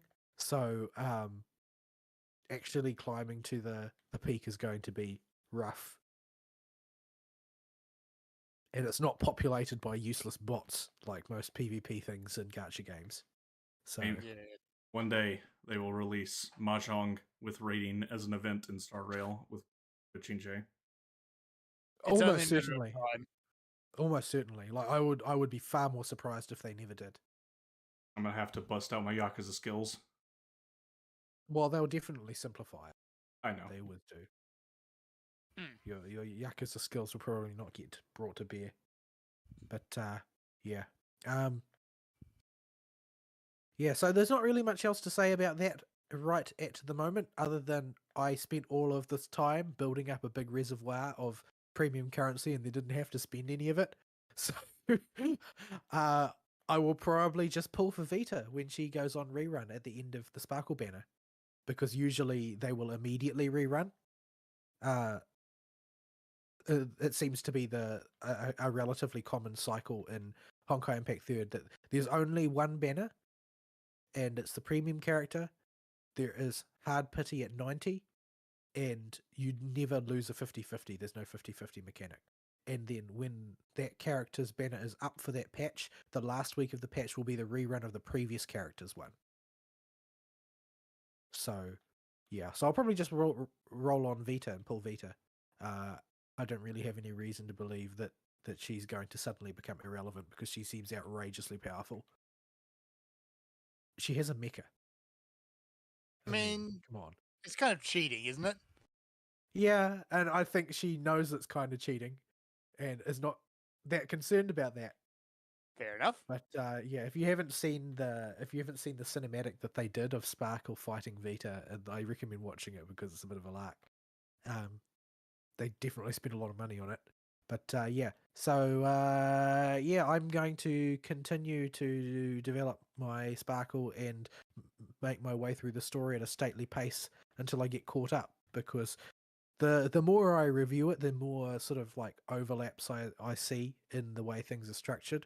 Like it just sort of struck me watching the fight in the story between Kevin Castellana and Durandal, that Kevin Castellana essentially fights using those fragmentum rocks. Like he just makes them appear wherever he wants, which is kind of conspicuous that they look exactly the same. So Not even trying to yeah. hide it. Yeah, well, I mean, they are meant to be in the same universe True. to some extent. That's why Sparkle is able to be there. And Vita is a specialist at crossing between worlds. So, yeah, anyway, I will leave it there for the time being. All right. Let's see. I will do one part of my week and then kick it over to Fern. Be a more natural, I think. Okay. Than just going straight into my full week. So while we're talking about Sparkle, the biggest event for me this week, in terms of progress in Hoyo games, not a whole lot happened in ZZZ or Genshin. It's the events are happening. I can't talk about the Genshin ones because Vol hadn't done them yet. There is no event in Star Rail to speak of. And I already mentioned my Memory of Chaos progress, but and I hinted at this. I can find what I.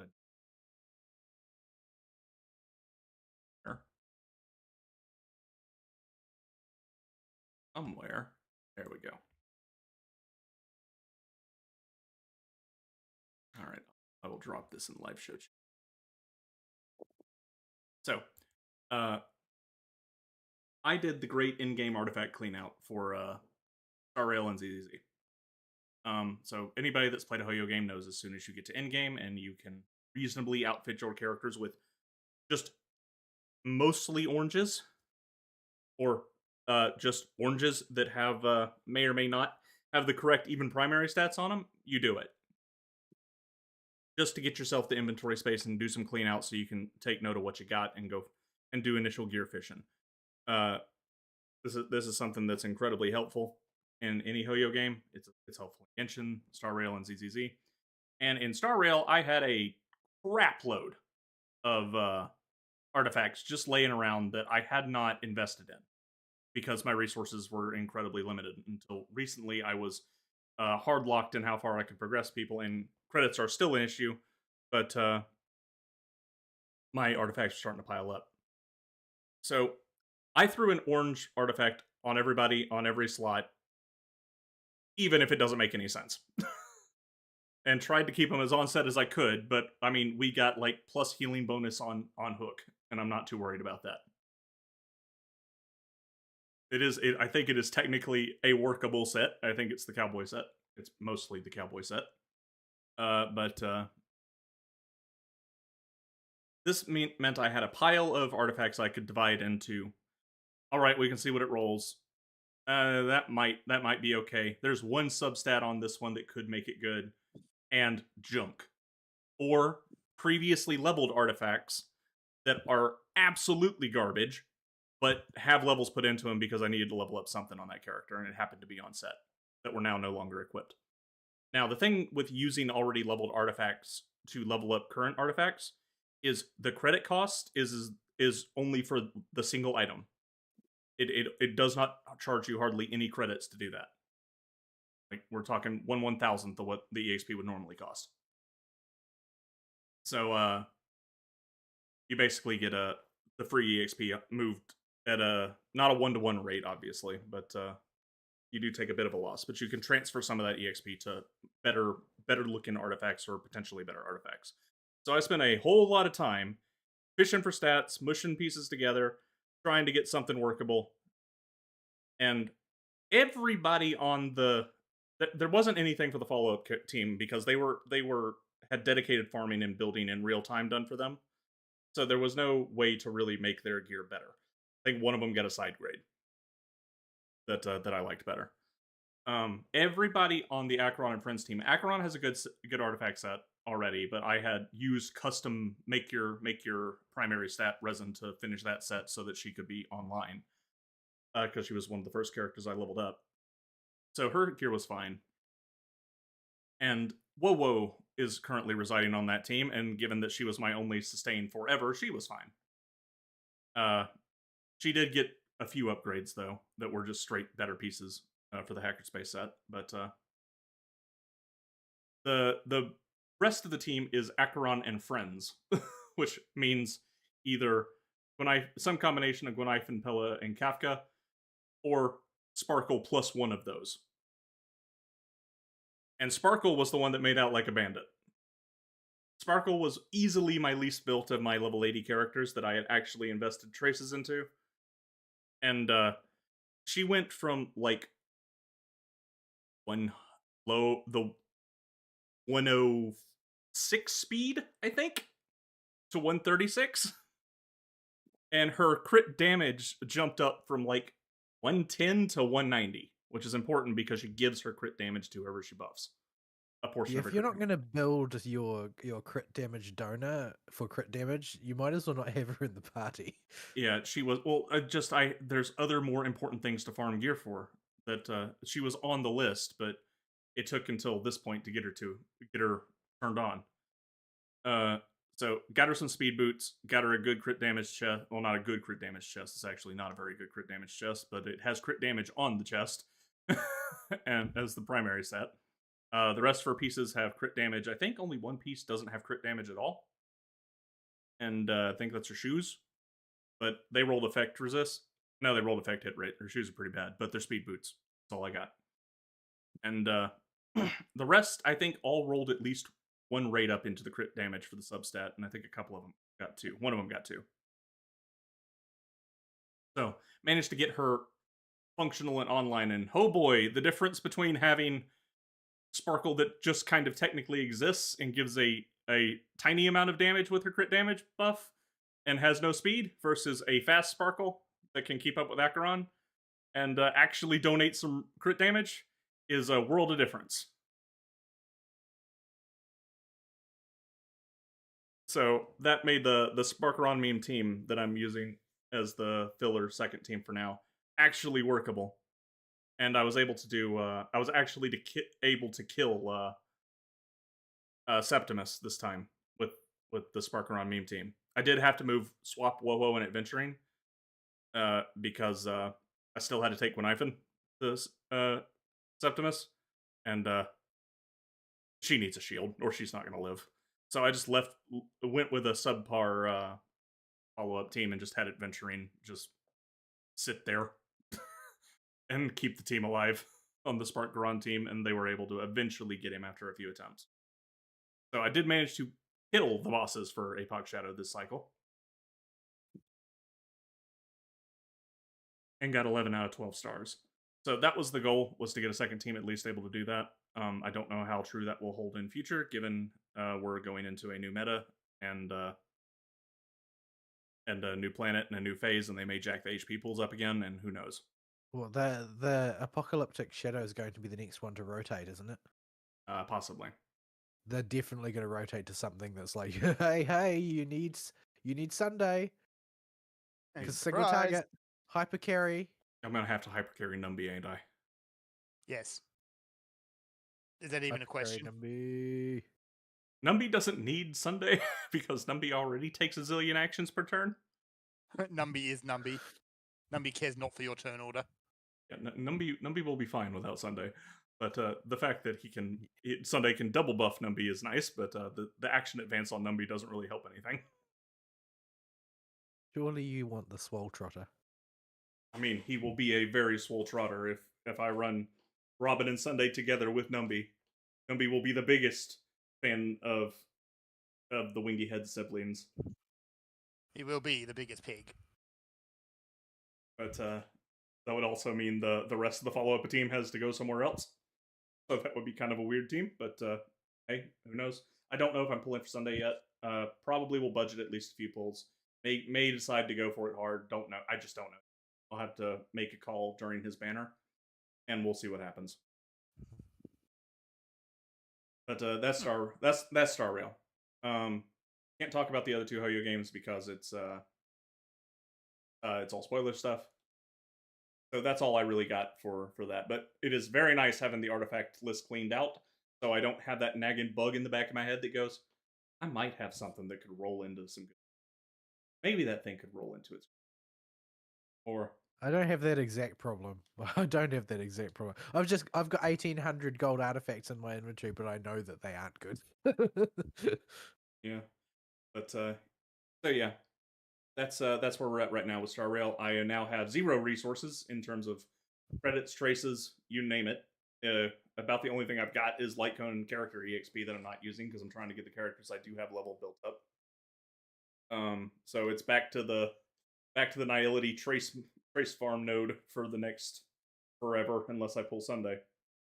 Until Pelagonite and Kafka are all up to snuff, and then it's fixing up their artifacts. And well, Pella and Gwenhyphen got quite a few upgrades as well, so they are functional, but Kafka needs a lot of help. I don't know, like Kafka's sort of in a bad place right now. Like her as a concept, she should be scaling effectively into the future, but that was predicated on the idea that they wouldn't drop Dot like a bad habit. Yeah, the reason I'm okay with farming her node though is Robin can use that set for the 2-piece because I do 2/2 Robin for the 20% attack boost. I'm pretty sure that my Robin is also using that set. Yeah, so I can upgrade her pieces if I get pieces that aren't suitable for Kafka. So that's on the 2 farm list for the next artifact. Try and finish Kafka's set, and any pieces that'll work as an upgrade for Robin, use those to upgrade Robin. And then Telling Gwynifen are honestly at a good spot. I don't have to. Gwynifen could probably use some help with her gear. I don't think she has HP on any of it, and that girl is so squishy. Need to get some a couple stray HP percent substats around, and then it's just waiting to see if I'm going to go full retard into the new summon meta, and waiting for Jade and Facial to get reruns to scoop them whenever they do. That's Star Rail. Gimshin is holding for Mavwika. Holding tight for Mavwika. I You think say everyone's that, but basically holding tight from Mavwika. when it comes to Prima Gems, Aristeel, you are like paper hands incarnate. Yeah, we'll see. I do not want either of the new characters, and I already have Chaska. I have no reason to get Chaska's weapon because I'm sure I have 14,300 primos and 5 intertwined fates at the moment. I have an entire banner cycle and some change to like an entire 1.33 banner cycles left to rebuild the funds for Mavwika, which I should be able to do. Decide you need Linny. Don't think I'm going to suddenly decide I need Linny. And then during the Mavwika banner, I technically have its whole duration if I don't get her in. So I'll be fine for getting Mavwika, and she's the only Genshin character I got on my radar right now. I don't think there's any reruns I'm particularly going to jump at, and I don't think any reruns are coming in the interim anymore. And ZZZ, probably will pull for Miyabi when she comes out, but because I'm not pulling for Lighter. I don't need Lighter, basically. I have Kingi already, and while she is not anywhere close to the fastest stunner in the world for a stun character, she already does the job just fine because when she's stunned, she's stunned. So I don't think I'll need to go ham for Lighter. I need to restock my resources anyway. I'll probably throw Primos at Miyabi, and we'll see how that goes. And I'll keep working my way up Battle Tower. Well, you've opened your wallet the last few times. You need to recoup some discipline. Yeah, we will see. She does appear to have Judgment Nut from some of the leaks. This is so. What you're saying is that you're going to buy another giant pack of what are they called? Polychromes. I'm going to try not to. I don't think you're going to try very hard. You've got paper hands. Yeah. Whereas Vol will spend money on Star Rail, I am spending money. So that's where we're at with Hoyo. So that should wrap. I spent money on Star Rail once, and that was during, other than the battle passes and stuff, and that was during the anniversary. Yeah. And I didn't even have anything in mind that I wanted to pull. I was just like, well, I'll just put some in the bank. So they're still sitting there. Yeah, I think I bought a baby pack of Jade one time from Star Rail. I do not remember for what, but I never bought the 50 or the 100 for that one. I have bought both the 50 and the 100 for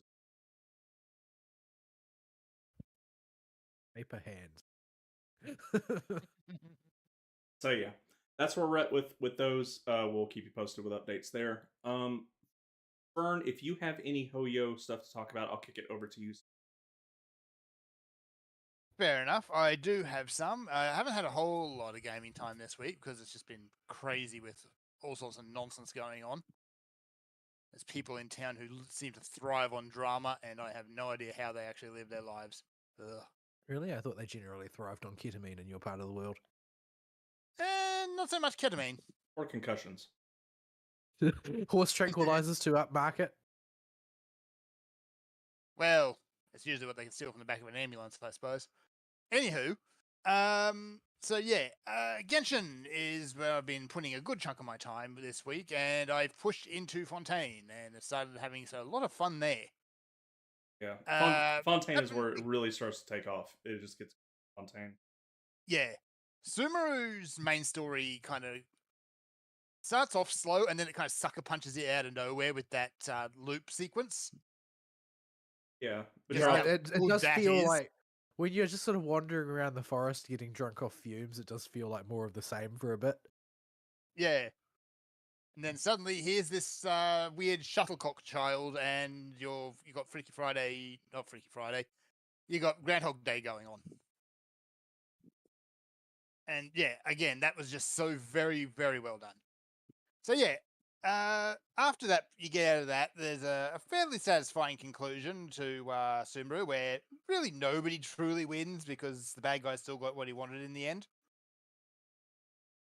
But I mean, he's the one bad guy who's like a bad guy. of Like, the Really. he's of the genuinely a Fatui, bad guy. he's the most actively malicious.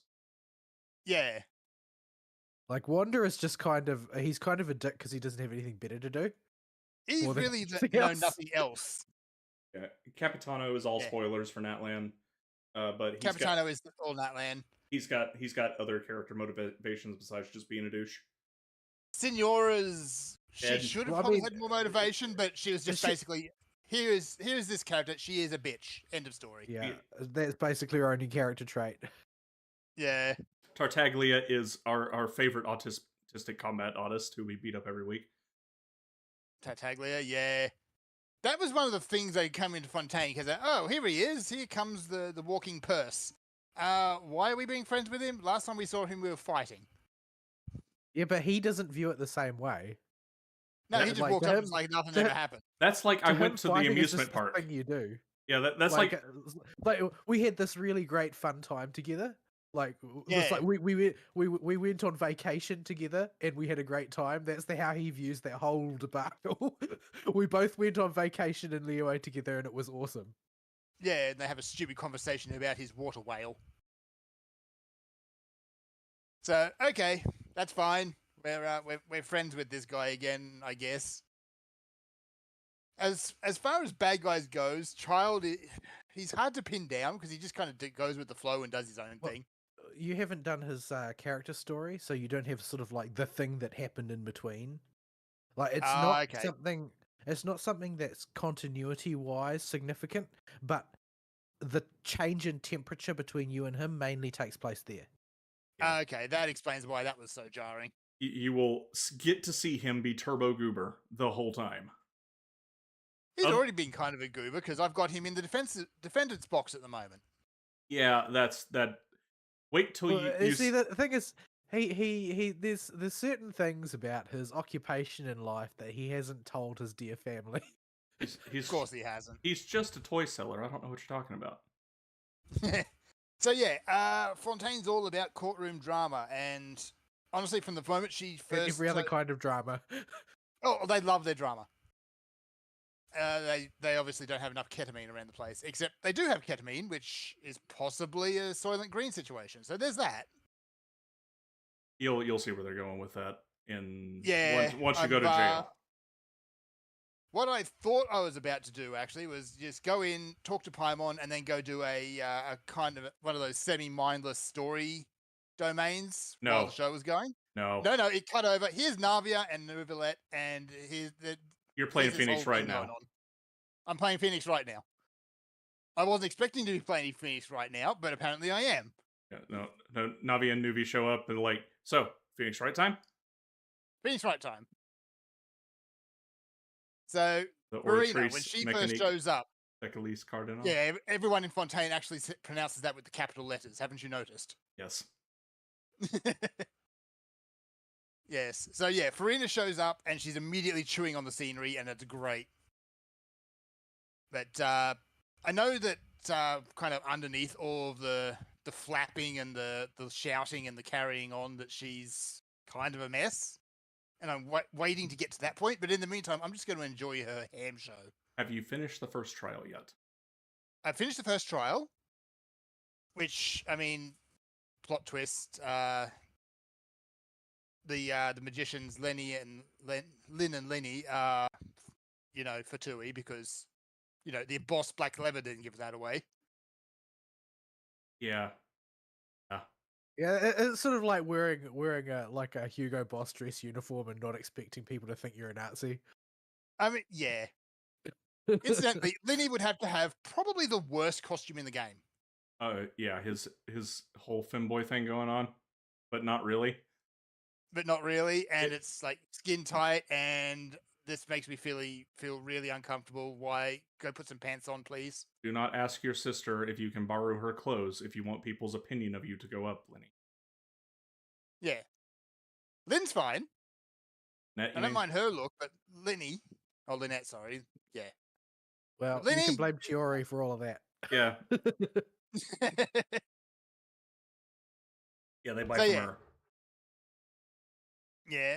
So yeah, you get through that court case. It's nothing really surprising, except apparently, like a true Frenchman, the people of Fontaine are made of salt and dissolving water. Yeah, that is the real point hook of Fontaine is people when they die in a particular way, dissolve. they turn into water.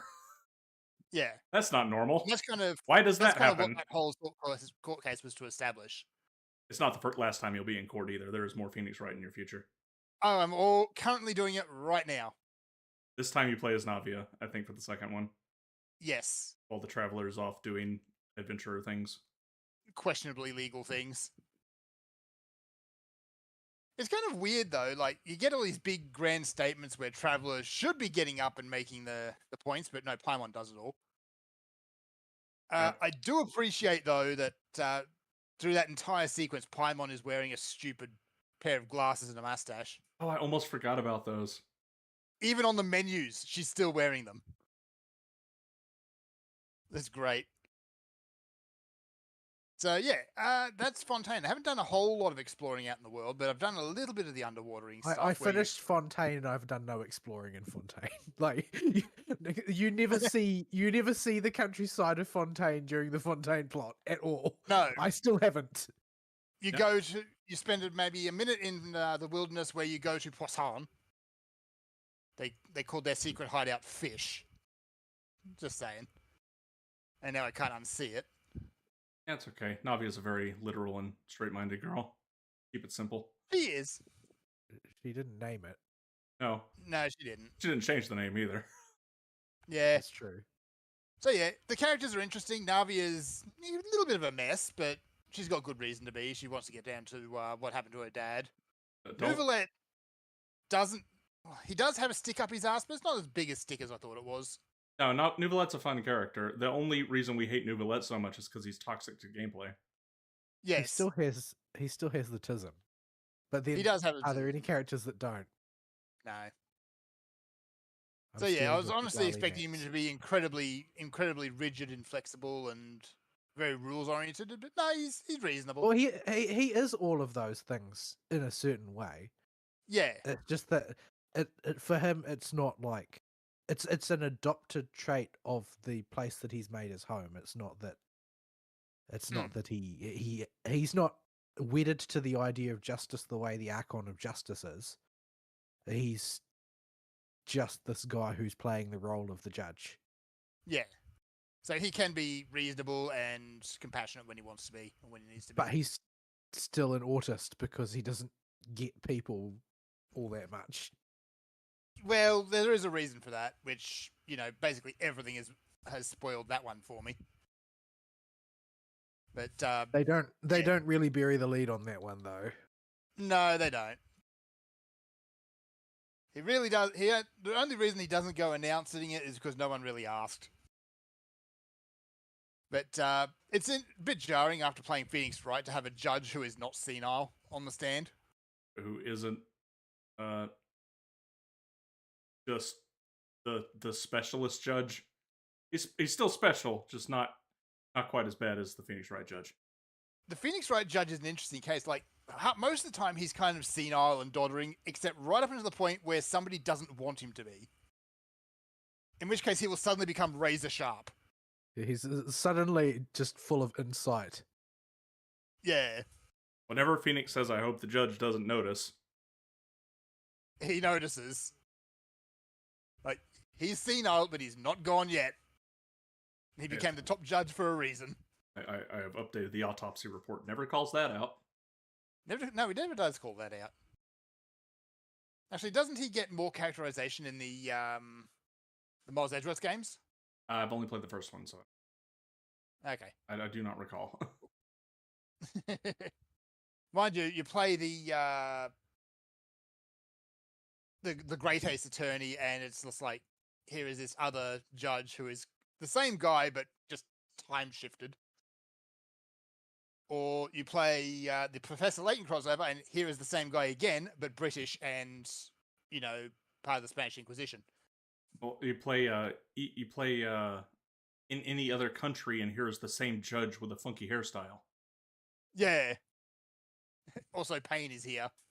Yeah, and oh, by the way, this is his long lost brother. Yeah, he has a big family. They get around. They go to judging school for life. Yeah. So yeah, Fontaine is so far being a lot of fun just to go around doing all the story. It does have its kind of ups and downs, like after the cases and in between it kind of drags a little bit. All that's going to be all that. They're just trying to get you into the mindset of a Fontainian who's become pathologically addicted to thrill seeking through court cases. Yes.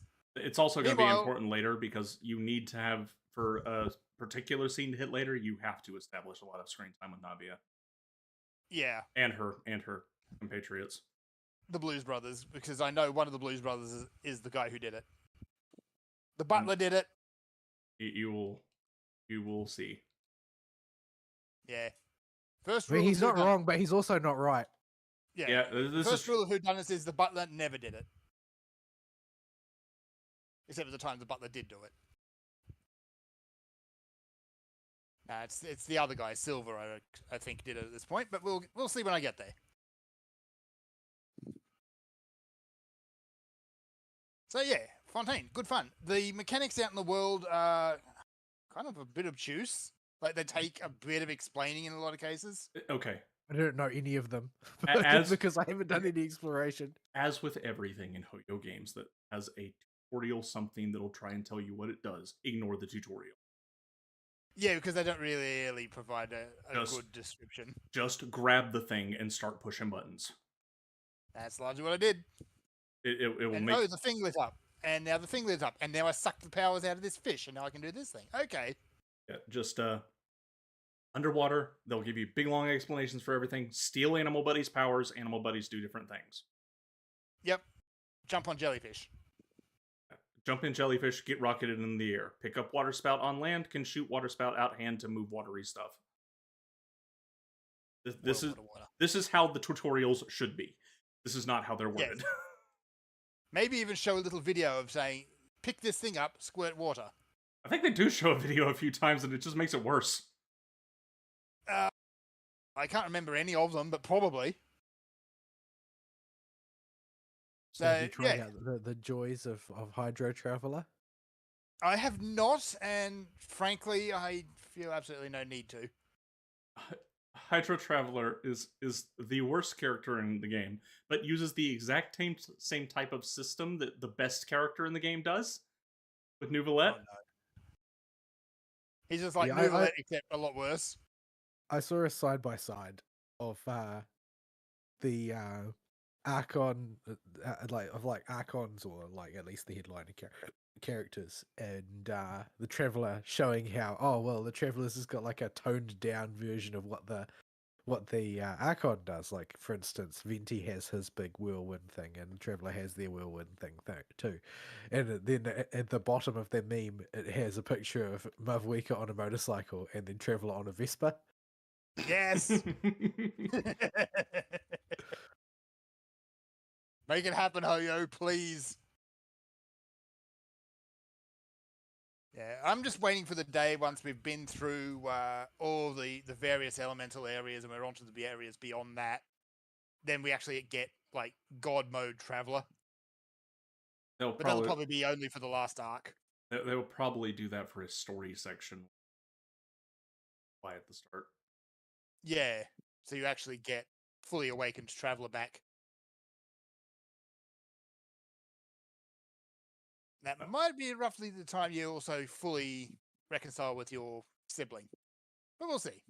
You need to get caught up on the story, so we can Yeah. we can So also, we can provide color commentary here. yeah.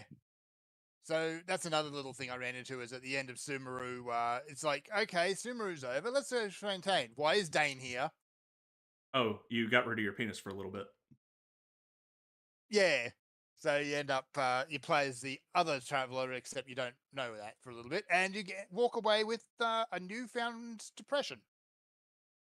Yeah, that quest is very important, very important to the overall lore of the game and where they're going to go from here. Yeah, well, it brings back something that was mentioned in the introductory cutscene. Are you getting And goes, frozen okay. somewhere, Vol? I was, yes. Okay, Why? because the mash to unfreeze yourself icon was popping up while I was just flying around collecting cubes. I got attacked by a small, adorable creature and had to kill it. Yeah. Oh, now I can do the domain. Which domain? The traveler's going to jail domain, probably. That's not a domain. That's not a domain. That's like 12 hours of gameplay. That is, you're going to jail. Here's the entirety of a patch worth of story, and then some. I spent like several drunken nights in that place. It is a it is a longin. It is. Oh, I just found the red flag. Yep. Okay. Did you get When the you UI? You Do go not- to the big house. Do not do No, the side quest first. Do the main story first. The side quest does not make a lick of sense unless you've done the main story first. Right. So yeah, when you walk into a domain area, or rather, you get dumped into it, and you walk up, and there's the party configuration statue shiny thing, you know you're in for a run. That prison is it is quite big, and it weaves in multiple layers on top of itself and throughout itself. Yeah, thankfully I'm not in the jail itself yet. I'm in the drug factory. So then I'll probably go to jail after that, because that's kind of how the stories go. Because Traveler spends a lot of time in jails. This one's a bit more serious jail than trying to avoid going to jail because of fireworks or using fireworks to distract the guards out of jail. This is the big house. Yeah. Also, I accidentally wandered into the quests to go and do the Fontaine Research Institute. Oh yeah, that'll which trigger. I have not even touched. There's no way to avoid triggering that one if you go in that area. It is. Yeah, you go anywhere near the Adventurers Guild, you get it. It's not that long. It is a longer quest chain, but it's self-contained, so it doesn't spiral out like some of the other ones do into a billion other quests or into various follow-up chains they released as the patches went on. Like the back half of Sumeru, because there's that whole massive desert area which is all just side quests. Yeah. One thing I've noticed about these patch quests that we just get that are giant that get built up over time, we're getting them in Natland too, but they don't feel nearly as bad. All the stuff about Bubba. I feel like I can follow what's going on. Yeah, and that it's like it's arranged in a more rational seeming way that I don't have so much difficulty figuring out what's going on. Yeah, it's all to do with Bubba or Little One or whatever is. I'm gonna call him Bubba. He doesn't have an actual name I can use. Godzilla. He likes Godzilla. Likes Bubba. So yeah. Meanwhile, you come into Sumeru, and it's just once you start hitting these quests, it kind of hits you in the face of just how much there is. Yeah, they got a big budget increase after Inazuma. It looks like for design, and you'll notice the production values go up from the point in the story quests. Anyone, because I think they're listed in the character story section from their point of release. Anything after Arataki Ito has a ginormous jump in production values, and any content released after that point has a giant jump in production value. Yeah, and they're just better in general. That's when the quality really starts to pick up. So you're well into that point now. But you will have to go back at some point and do the character quests because bosses and a couple world bosses are tied to several of them. and as soon as you can do it, unlock the Arlecchino quest and that one. Oh, that's another world boss. That's the whale or something. No, that's not the whale. That's Daddy. Oh, that's Daddy. Kanish needs Daddy. Tanich does need Daddy. Well, I can't actually look at it at the moment, so I'll have to have a look once I get. Oh, hang on, maybe I can. You almost certainly have to do the entirety of Fontaine for it to make any sense. Yeah, here we go. It's got to come at the quest menu from an alternate route. So let's see. Are these actually still listed in order? They should still be. Like Child's early one is, I think, came out not long after Leeway completed. Where is? We're probably looking anywhere from about probably Raiden Shogun 2 onwards would be the higher quality ones. Yeah. Arataki Ito's is the first one that they really jumped up, and there's in-story cutscenes. Yeah. And you need to do Nahidas as well. Yeah, you do need to do Nahidas as well, because undoubtedly somebody will need OPEP. Yep. OPEP is a terrible fight, but you're going to need somebody to be able to do it. Yep, and probably have to do Haytham's if I want to go and see Autism in action. His is not particularly important narratively.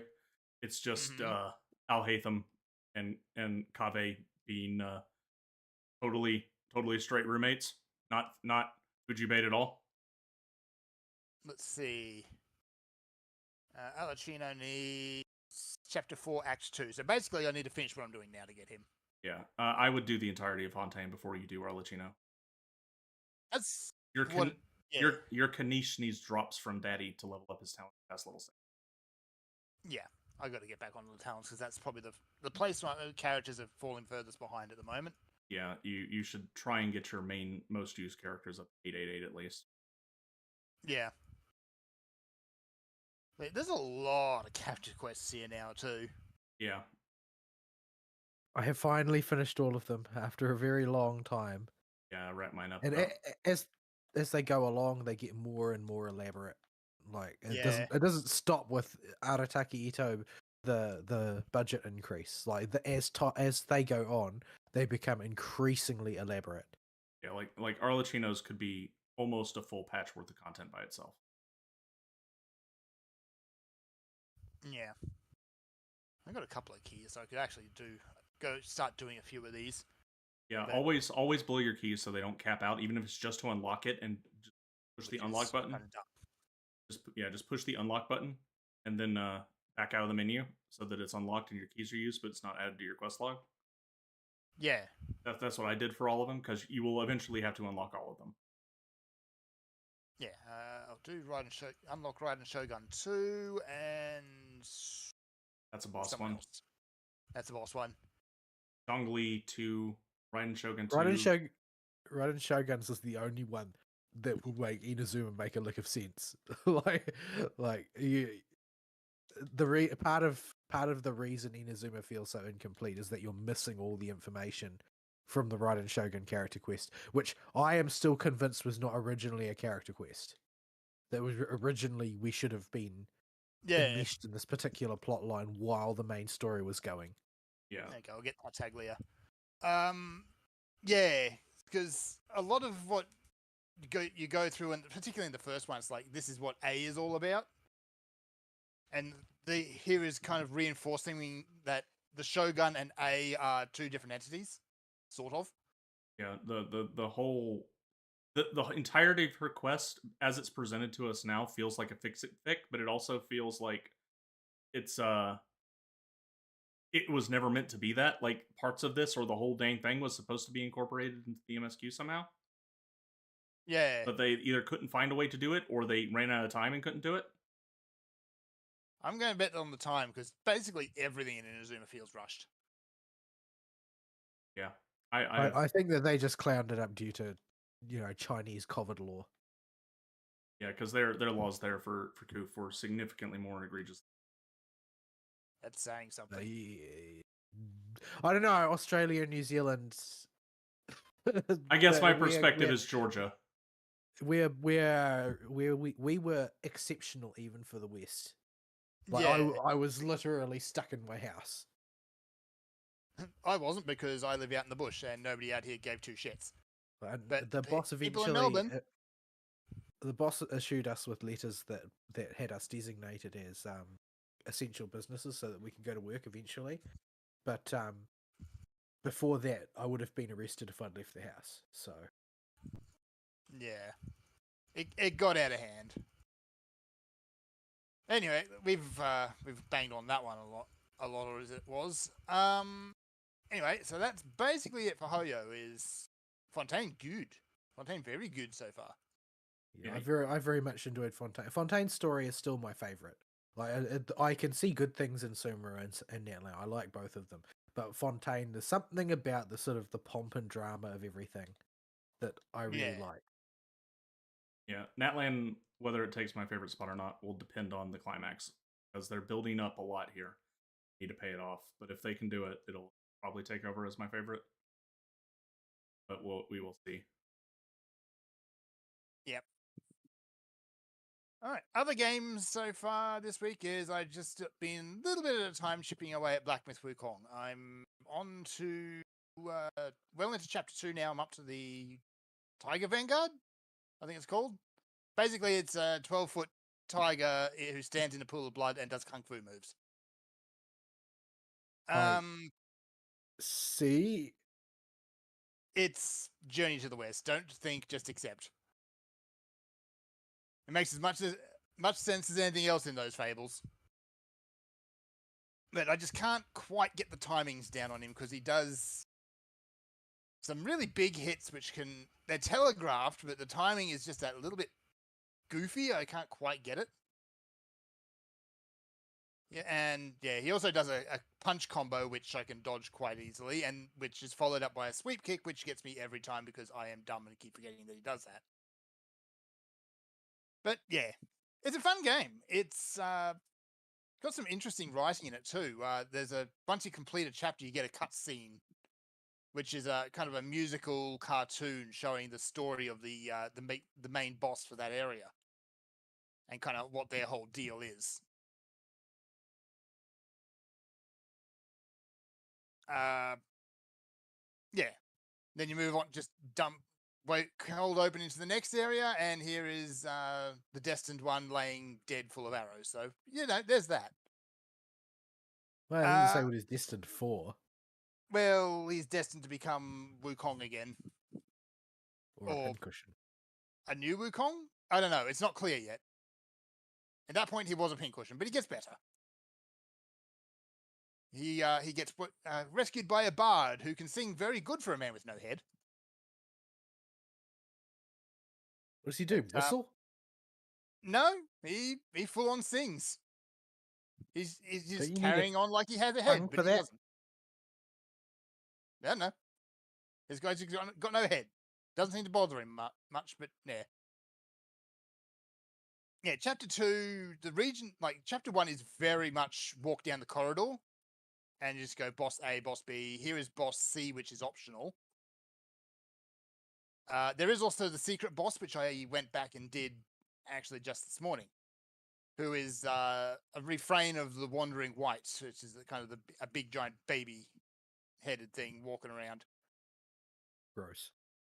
That throws out Kamehamehas. Why? Because reasons.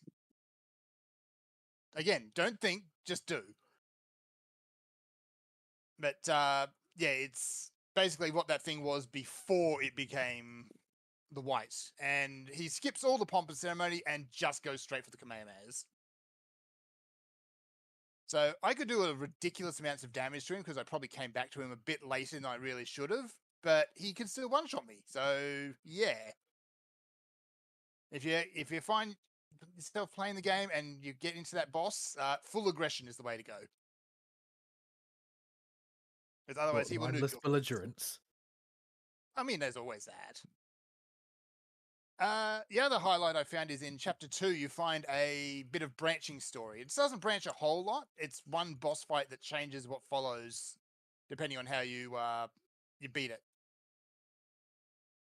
If you beat it one way, you get a rather dark little bit of storytelling. And if you beat it the other way, the harder way, you get no storytelling, but you get a rather powerful spirit, which you don't get in any other circumstance. So, yeah, take what you will from that, I suppose. So yeah, it is a really, really good game. It's not perfect. It would be nice to have maybe a little bit more variety in terms of fighting styles, because everything's, well, he's the Monkey King. He's got the staff.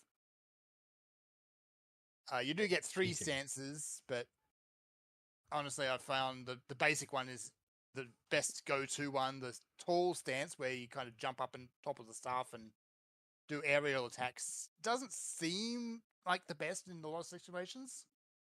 Honestly, Unless you have a when if you have a boss that does a lot of earthquakes, that'll be useful. I see. But yeah, and the third one is you poke at them from range, because extendo stuff. If you have a action game, there are 2 routes you can take when you're making it. You can go the Dante route, where you have a guerrillian combat options and focus on player expression, or you can go the Sekiro combat route, where you just want to refine one thing down as good as you possibly can and make that the driving force. And Yeah, the first one is much harder to do well. That's why we don't have very many Devil May Cry. you have Devil May Cry and you have Bayonetta. That's it. Yeah. And even then, Bayonetta doesn't hold a candle to what Devil May Cry can do in terms of how good each part of the kit is. What, you don't like Cheshire? Nobody likes Cheshire. Yeah, Viola exists. So if they're going to just stick with the extendo stick, that's fine. It's not a deal breaker. It would be nice to have more options, but it's not a deal breaker. I think in the stories, Wukong used the staff and a sword at one couple of points, and that was about it. Yeah. Uh-oh, my game crashed. Crashed.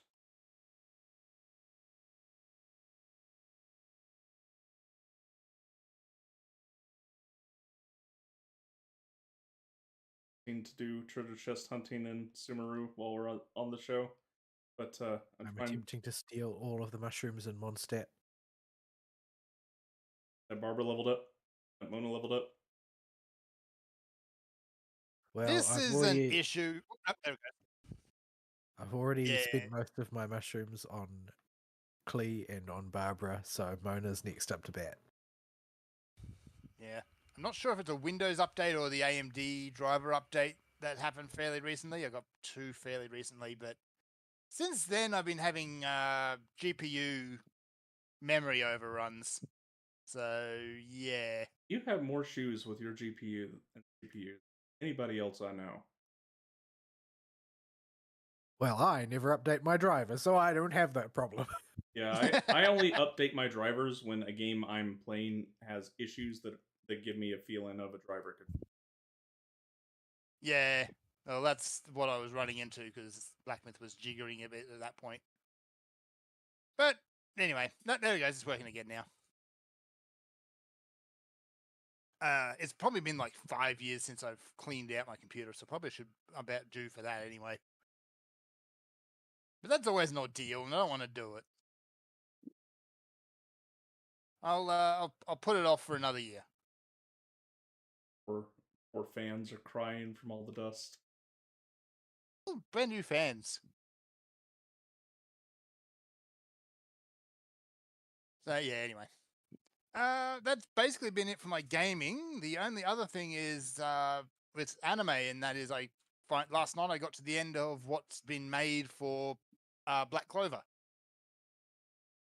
which they've made anime right up to the point of maximum hype, and that's when they caught up to the manga and stopped. There's a new Fate series as well, but I don't have a new Bob's, so I can't watch it. Yeah. I found a Bob, but whether or not it'll bob for you is, or how long it will bob for me. I have a temp Bob that I want to replace as soon as a better Bob pops up. It is very much so a placeholder Bob. Yeah. If only there was a paid service that had some sort of Yeah, ethics. would happily give somebody money, that isn't gonna kill Pinecone High Guardian Spice, anyone? or that. But I'm more mad about the Pinecone. Well, I mean, I mainly stopped giving them money just because their service was crap.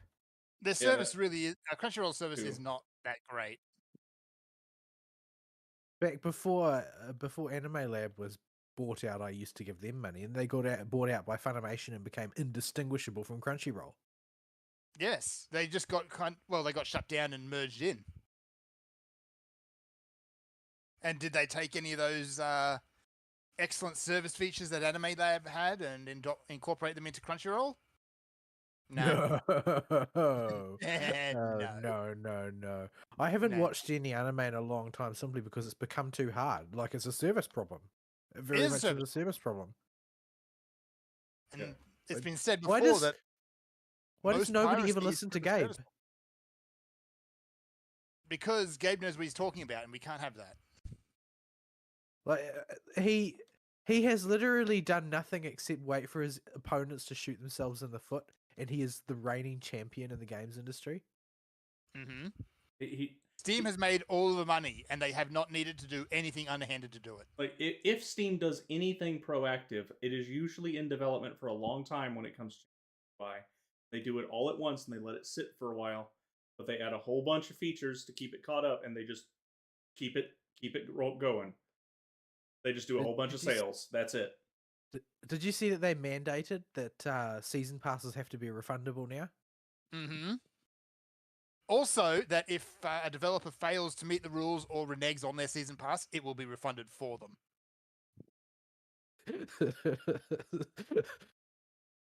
This is coming off the back of Homeworld 3, which not only was it a colossal disappointment and, a bastardization of a much-loved franchise, but yeah, they took the money for the season pass and then just said, no, we're not doing that now.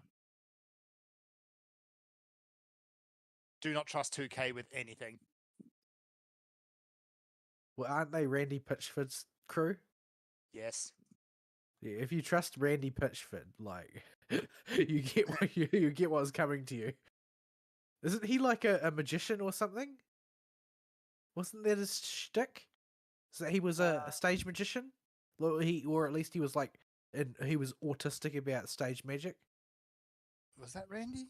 Yeah, I think it was. Yeah, I think that was him. It sounds plausible, although I do not. It's like this is a man whose favorite thing is making a career out of tricking people. Like, if you then trust him with your money, you've made a mistake. Yeah. Oh, here we are. Found the big secret. Yeah. Soylent Green is people. How did I ever gather mushrooms without Nahida? With annoying difficulty. Crawling all over windmills. I have been working on getting John able to be leveled up, and that involves dandelions, and Nahida can't save you. Nope, because you got to activate them first. Yep. I've done about two cycles. She needs one more full cycle of Mondstadt, I think. Thank goodness for the new tracking thing. That's my week. Right. Rest of my week that I belayed is can be zipped, although I don't know how much. Really ain't much. Let's do this. Let's go to our break. We'll come back. We'll do the rest of my week and see what we can spin off of it, and then we'll do anything in the recent gaming ecosystem that comes to mind. And so here is the break screen, and we'll be right back.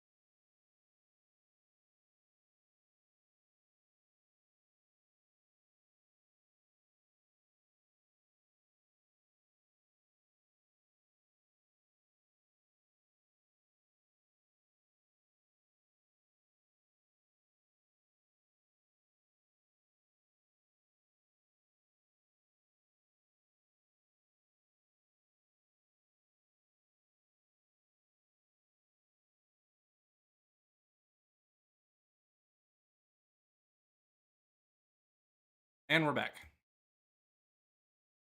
Yas, we are. Right. So, Fern, you were done with your week? Yeah, I'm done. I have smattering bits of media to talk about that I could go into. I'm trying to decide how much of any given one I want to go in. So, let's do one of them. So, one of the things I did this week was I did a little bit of cleanup of old areas in Treasure Compass.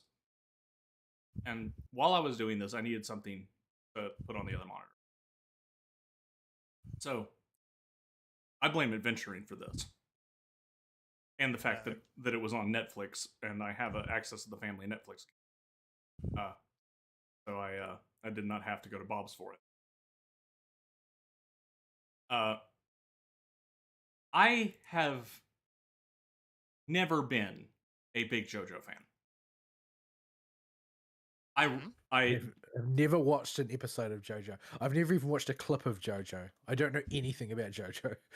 I did not like part 1 very much, but that's pretty standard for JoJo people. You need it for setup though, and it's only 9 episodes. Yeah, part 1 it's nothing special, but it's not that great a commitment either. This sets up a much better part 2 with Joseph instead of Jonathan.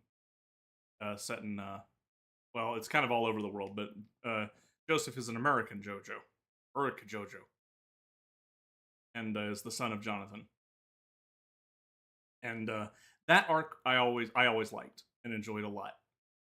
It does things really well, and these are the 2 arcs that happen before stands are even a concept. So their power system is Haman, which through the power of special breathing allows you to channel the sun's energy into your fists for all kinds of wackadoodle and nonsensical effects. And they got about as creative as they could with that power set, I guess, in part 2.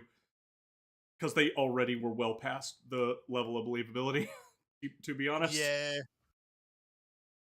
Yeah. And honestly, I skipped most of part 2 and went straight to part 3, and I don't think I missed a whole lot, honestly. I think part 2 is still the best JoJo part. Not even close.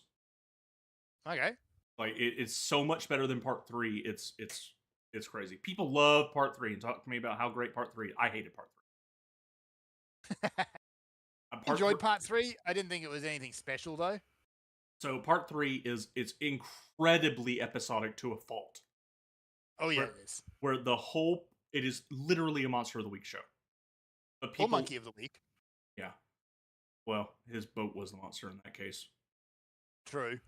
But for part 1 and 2, we deal with the Haman power system and fighting vampires who are weak to sunlight and finding creative and interesting ways to use Haman. Okay, you've exhausted that well, but you did pretty good with it. And for Joseph's story, everything worked out pretty well, and Joseph was a really, really fun protagonist. Because he was not physically stronger than most of his opponents, even with Haman. And he wasn't even the strongest Haman user of his group. He just was more of a guile trickster than anybody else around him, and could take out his opponents that way. He was like a fox in his level of cunning. And so here's the biggest criticism I have of part 3, actually. And I know you're about to get to it too. Mm-hmm. Does it start with Joe and end with a Toro? No, actually, it's Jonathan.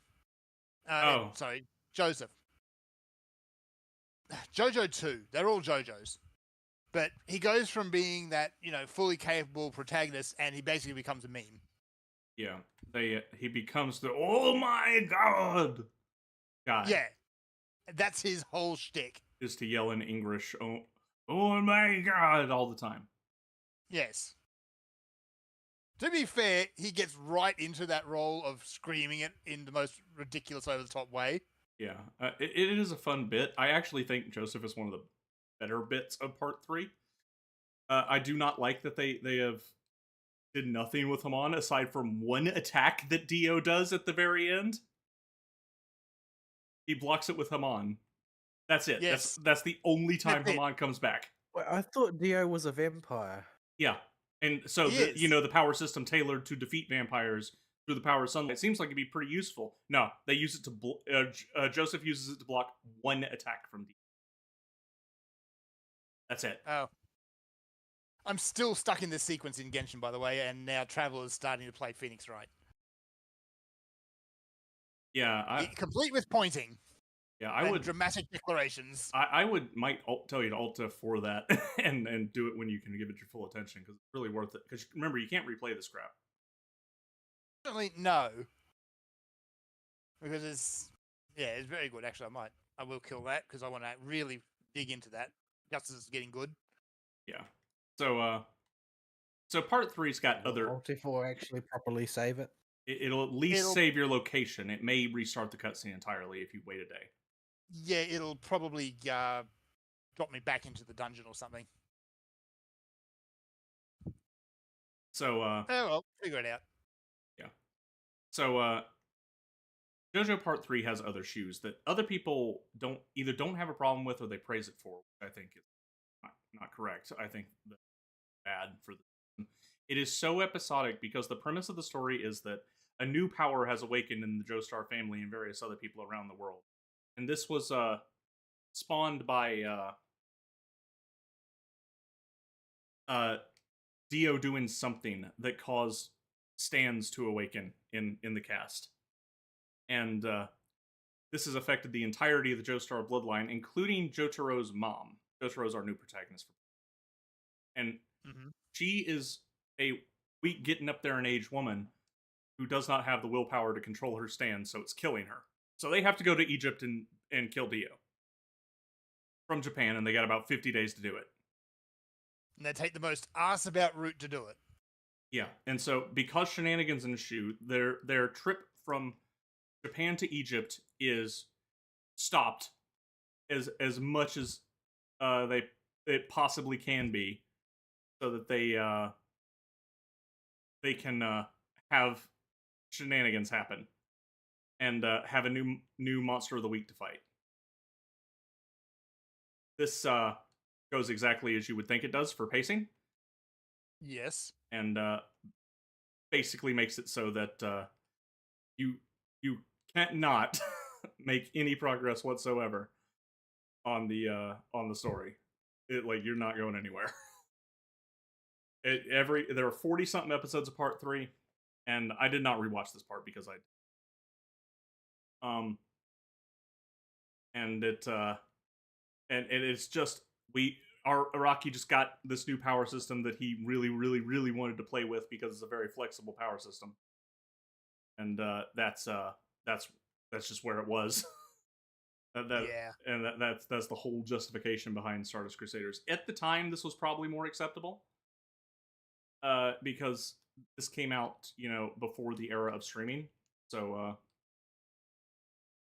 being Monster of the Week then probably wasn't as big of a deal, but nowadays Monster of the Week is really fun. Try and watch it, especially long ones like that. Can't watch it on the television. And this is not helped by Jotaro, their part 3 protagonist. Is I hesitate to call him a character because he's more like just a slab of muscle with no emotion. Yeah, who is just instantly good at things when he needs to be. He just pulls powers out of his butt. He's a stoic, tough guy in the vein of the 80s protagonist who has zero character whatsoever, a sharp decline from Joseph, who is around in the cast as a 65-year-old man now and hanging out with him, and he has his own stand now that is not nearly as big or as cool as all the other characters. And he's an old man now, so he can't participate in as much direct combat. It's a purple vine. Yeah, it is literally purple vines that he shoots out of his hand. Yeah. He can Indiana Jones his way by using them to whip things and swing around with them. That's about as cool as he gets with them. I think they can take pictures. If he smashes a camera while he wraps his hands in them, it'll print out a picture of somewhere else in the world that he wants. Is their technical special ability, and I think they can manipulate electronics in general. But yeah, it never that's gets. about it. He does that maybe 2 or 3 times. Yeah, there's like 1 or 2 instances where that comes into play. And so part 3 has a lot of issues. It is just a very, very boring part for me to through. And I quit watching JoJo there. I stopped. I hard cut it and said, okay, not for me. Everybody says part 3 is the part you need to build up to, and I hated it. So I left it there. And this was many, many, many years ago now. We're talking probably 7 or 8 years ago at this point.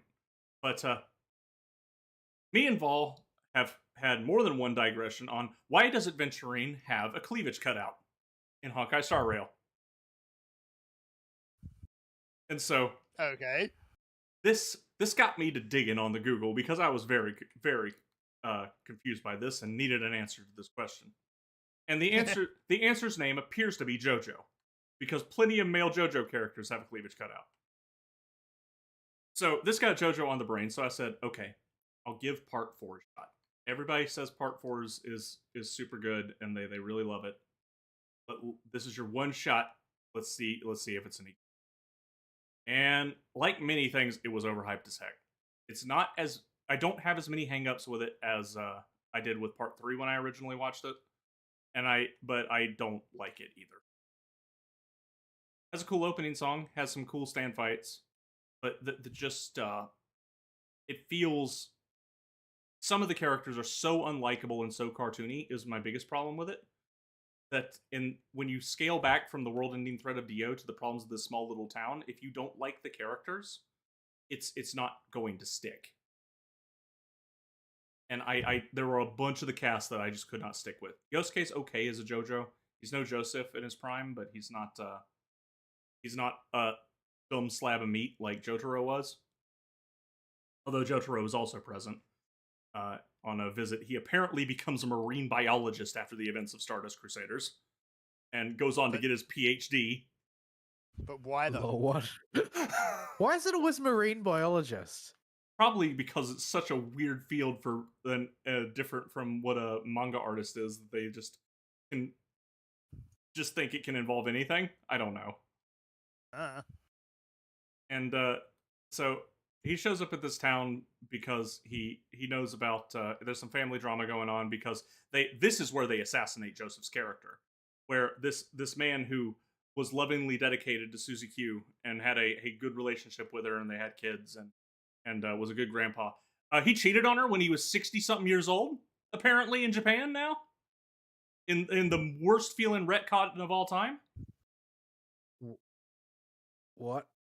And had a kid who is now 20-something, which makes him Jotaro from the last part's uncle, even though he's 8 years younger than him. What? What? Just what? It is just as dumb as it sounds, and was just a complete assassination of a beloved character. And they have him show up for like 2 episodes in the part, and he's gone senile because he's so old at this point, and can't even remember where his cane is, and still try to portray him heroically. But I'm like, you just had him cheat on his wife at 60. And him and his wife had one of the best relationships in the show, where they clearly both cared about each other. And you're trying to pull this crap with me. It's not. I'm sorry. It's not going to work. You have now assassinated this character in my mind. And so that quibble aside, the rest of the cast ranges the gamut from, okay, that character's pretty fun and I can get behind that, to oh, please get off the screen. I don't want to see you anymore. Couldn't they have had him become a widower instead? That would have been the sensible thing to do, but no, we need a new JoJo, and it has to be part of the family. He was old. Yeah, I don't know. Jotaro could have had a kid. He could have got married. Lots of ways to get a descendant to the JoJos. No. Illegitimate child because you don't want to do that big of a time jump. Okay. All right. I guess we just got to roll with it. This is what we're doing, I guess. This I'm going to choose to believe that part of the lore is just not canon, because otherwise it ruins everything I liked about Joseph. And the rest of it is just trying to find a serial killer that is using stand magic inside this small town. And that's it. That's as far as it goes. There's nothing more to Part 4. But people seem to really, really like it. I don't think it's bad most of the time. There's some elements of it that I really, really don't like, that drag it down a lot. And it does have a pacing issue, even though it tells a contiguous story for the entire back half of it. It still has that episodic nature holdout for the first half, which he just slows it down. And there are just dropped plot points all over the place in Part 4. They just establish something like they're going to go into it and then never touch it again. Like, there's just an alien there. Okay. Like they some dude tries to shoot him with a magic arrow that can give you stand powers, and it just tanks off of his neck. And you have a couple silly shenanigans with Jotaro trying to find ways to con money out of people with this guy's weird alien powers. Not Jotaro, Yosuke trying to con money out of people with this random dude's weird alien powers because they become friends. And then he shows up for one stand battle later in the future, and then he just is gone, and they never elaborate. Does nothing to impact the story. Okay. They had this one guy who, after Dio's defeat, had a piece of Dio's flesh implanted into him to mind control him, like Dio did to people, and this caused his body to get horrifically disfigured. And that character's disfiguration and mental slushifying is the motivation behind a bunch of the side characters, and finding some way to heal him or to make things okay for him or resolve that issue. Just gets dropped. Doesn't go anywhere. There's just this blob monster. There's this blob monster of a man, and he just exists and is a mental invalid. Okay. Yeah, and the story has one more big issue that it runs into. While it leans itself to a lot of creativity during fights, the nature of a power that the new JoJo has means you have to put a whole lot of really stupid restrictions on stuff. Like, for the reason he can't. I guess I'll explain what his power is first. His stand special ability, it's a punchy stand like all JoJo's have. They have a big close range punchy stand that has one special ability. Seems to be where they go with this. And Yosuke's stand's power is to revert anything other than himself to a state of wholeness or completeness, and this includes healing people. He can't bring back the dead, but he can heal them if he gets to them fast enough, and he can fix anything that gets broken back to what in his brain he views as its complete state. So, okay. This puts a whole lot of weird qualifiers we have to make. Like, why can't he just fix the aforementioned blob dude? Is because the dude had fused so thoroughly with Dio's cells that it just can't be done. Because reasons, I guess. Yeah, and it's clear Araki was thinking more along the lines of the fun you could have with this as a stand power in combat, because he'll do a lot of things like somebody's climbing up a telephone electrical tower, so the wires will get cut. So Josuke will grab a wire and repair the wire so that it pulls him back up while it's repairing itself in its completed state, hanging as a normal telephone wire, so he can get to the top of the tower faster. Or he'll like fix broken rubble from that got broken in the fight to create shields for himself, and all that works pretty good. But narratively, it's just got problems because it imposes it's a little bit too powerful. Yeah, it just letting this power run free in the story would let Jotaro or Josuke just fix so many damn problems. It would turn him into God. Yeah. Yes. Yeah. So it's they have to come up with all kinds of dumb caveats for why he can't just fix it with his stand. And it's very clear the author just was thinking about all the cool things he could do with the fight scenes with it, because he does come up with a lot of really cool stuff. Like, he's in one stand fight where he can't slow down to less than 60 miles an hour on a motorcycle, otherwise it's going to catch him. And he has to cut into town and cross through traffic with pedestrians, and so he breaks his own bike while he's about to hit the crosswalk with all the people, flips over the crowd of people, and repairs the bike as he's coming back down so he can keep going. Like, that's the kind of cool stuff they pull off for the combat scenes, and it looks really good, and it's a really interesting way to use the power. But anytime that there's an issue in the story, it's clear he got stuck with, yeah, but JoJo 4 can just fix it. I need to come up with a dumb way that makes it so a dumb reason so that he can't fix it. Have you ever seen the series of Mitchell and Webb comedy skits about BMX Bandit and Angel Summoner? No, I have not. they're basically there's these two superheroes. One of them is BMX Bandit and one of them is Angel Summoner. And BMX Bandit is basically a guy on a BMX. He's basically Moomin Rider from One Punch Man. Mm-hmm. And his power is he has bike. Yeah, his power is he has a bike. And Angel Summoner's power is that he can summon a legion of angels. And Kind of a power the, difference. the gag is basically that BMX Bandit will always try and do something heroic, but it won't matter in the end because Angel Summoner can just, snap his fingers and a legion of angels will solve the problem. And this basically means that nothing that BMX Bandit views as an opportunity or need for heroism really is, because Angel Summoner will just summon a horde of angels. Yeah. So it is kind of like that, except the writer is stuck trying to contrive reasons for why BMX Bandit is necessary here, and but why Angel Summoner can't just fix it. So that leads to some interesting stuff. The villain's final power he gets is fairly interesting for the final arc, where he gets a stand that lets him. His main power is to just turn anything the stand touches into a bomb, and he has a secondary attack with it where he can create a remote control bomb that can operate really far from him. And then his third power that he gets when he gets his last power up is he gets the ability to put a bomb inside the pupil of somebody, and if they reveal any information about him, the target that they reveal it to will explode, and time will reset to an hour before.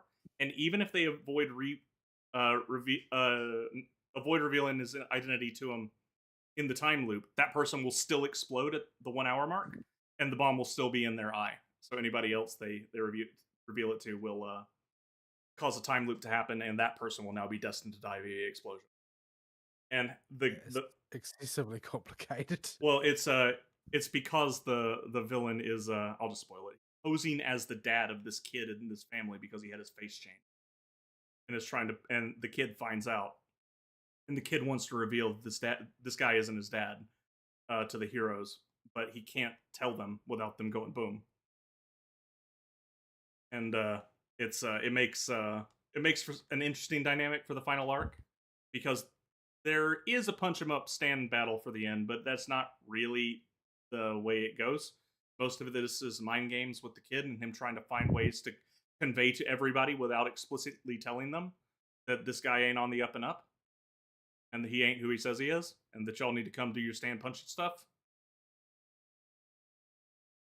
And that's just kind of how that works. So overall, it gets a lot of recommendations from people as being great and a good example of scaling back the threat on stuff, but it's just got a few too many nicks on it. Not to mention the art style takes a dramatic drop in quality from part 3 to part 4. People will argue, because JoJo fans are insane. They will Yes. argue that it's just a stylistic change, but that just does not seem to be the case to me. When I view it, it just seems inferior in every way, shape, and form to the previous art style. And I think particularly of some of the fights in Arc 2 or Part 2 with Joseph in his prime, where stuff just looked really good and character models looked on point the whole way through. But here it does. I don't think it looks as good. Period. End. So yeah, that is JoJo Part 4, which was a piece of meat. Does it get a general recommendation? If you don't have anything else to watch, you probably won't think you wasted your time, but there are probably better things you haven't watched. Well, in that scenario, the question is going to be, well, like, if a person is not already a JoJo fan, is it even worth looking at? Well, Like, you would have to become a JoJo fan to even get to this part, because you would have to start from the beginning because it all builds on time. So it's hard to recommend part 1 to anybody as a starting point, even though you have to start there, because part 1 is part 2. I think is very good and much better and worth a watch on its own, and part 1 is not very long. So recommending people get and watch JoJo Part 2, I can recommend that because part 2 is really good. Part 3, I don't like it. It's episodic in nature. Some people don't have a problem with that, but if you can get away with muscle bound, no emotion as your protagonist and an incredibly episodic story, you will probably find something in Stardust Crusader who you are, and the JoJo hype train happens that everybody talks about all the time will give you some context, so you might get some value out of that. Getting all the way to part 4 though, from no JoJo at all, is a harder sell, because part 4 really plays with the eccentric and creative nature of the stand battles, and focuses on just the cool stuff that happens in life in this small town with a whole lot of time and on slice of life moments to try and attach you to the characters before as they're going through their troubles, because you kind of have to if you're doing a smaller scale story that only has this town's future being impacted. The stands they have are not world shatteringly powerful. They're not able to stop time or to rewrite the universe or anything. They're just a dude who can make stuff into bombs is our biggest tier villain. So if you are okay with that and you like what you saw after part 1 and part 2 and part 3, and the stand nature of part 3 didn't turn you off in particular, you can probably enjoy your time with part 4 if you aren't putting too much of a critical eye on it when you're. But it's not going to be perfect, and there are going to be speed bumps. But you do have to get there first, because JoJo's Everything I know about JoJo comes from if the Emperor had a text-to-speech device. There is there is one episode that I'm tempted to go back and rewatch to see if it fits my memory as well as it does from part 3 that is in the episodic nature. They're in a Muslim country, and one of the Stardust Crusaders is an old man, and Joseph, our old man former protagonist, are fighting this stand user for this episode.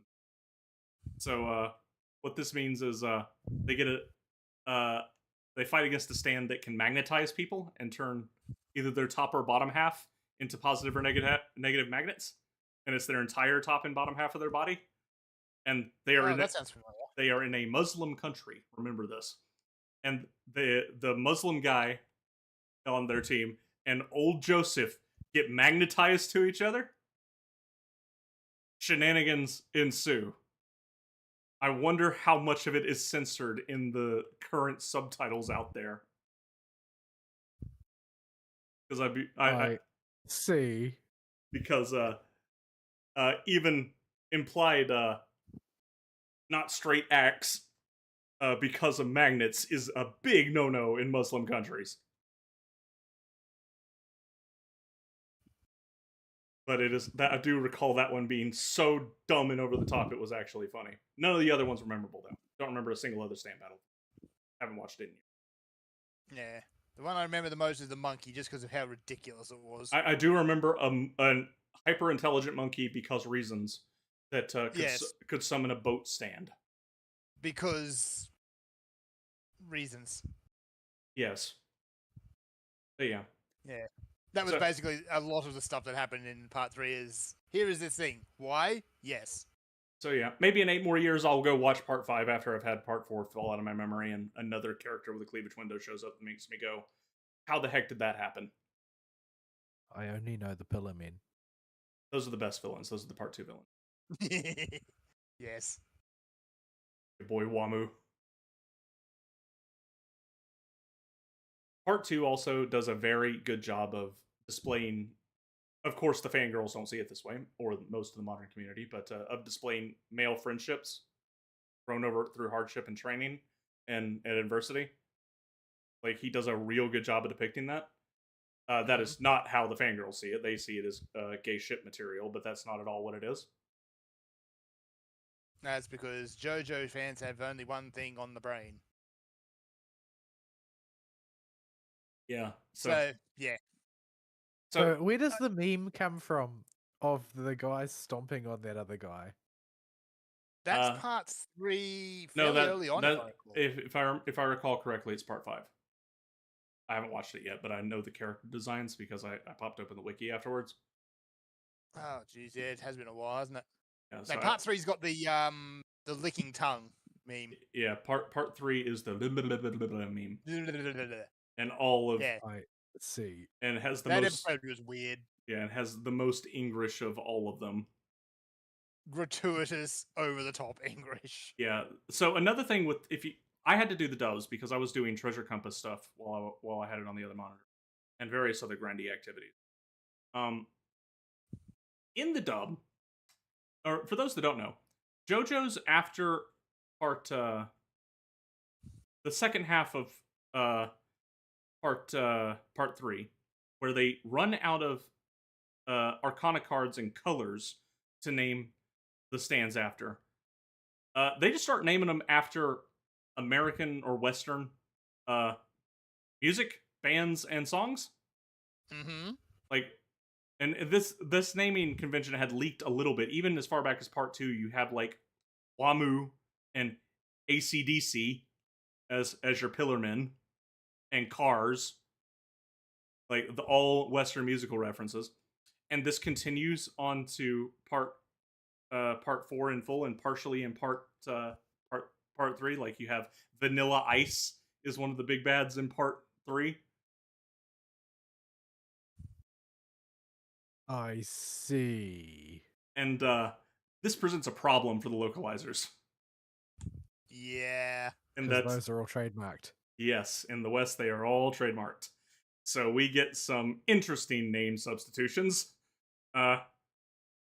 such as Killer Queen being replaced by Deadly Queen. That's one of the ones you can at least see how they got there. And Yep.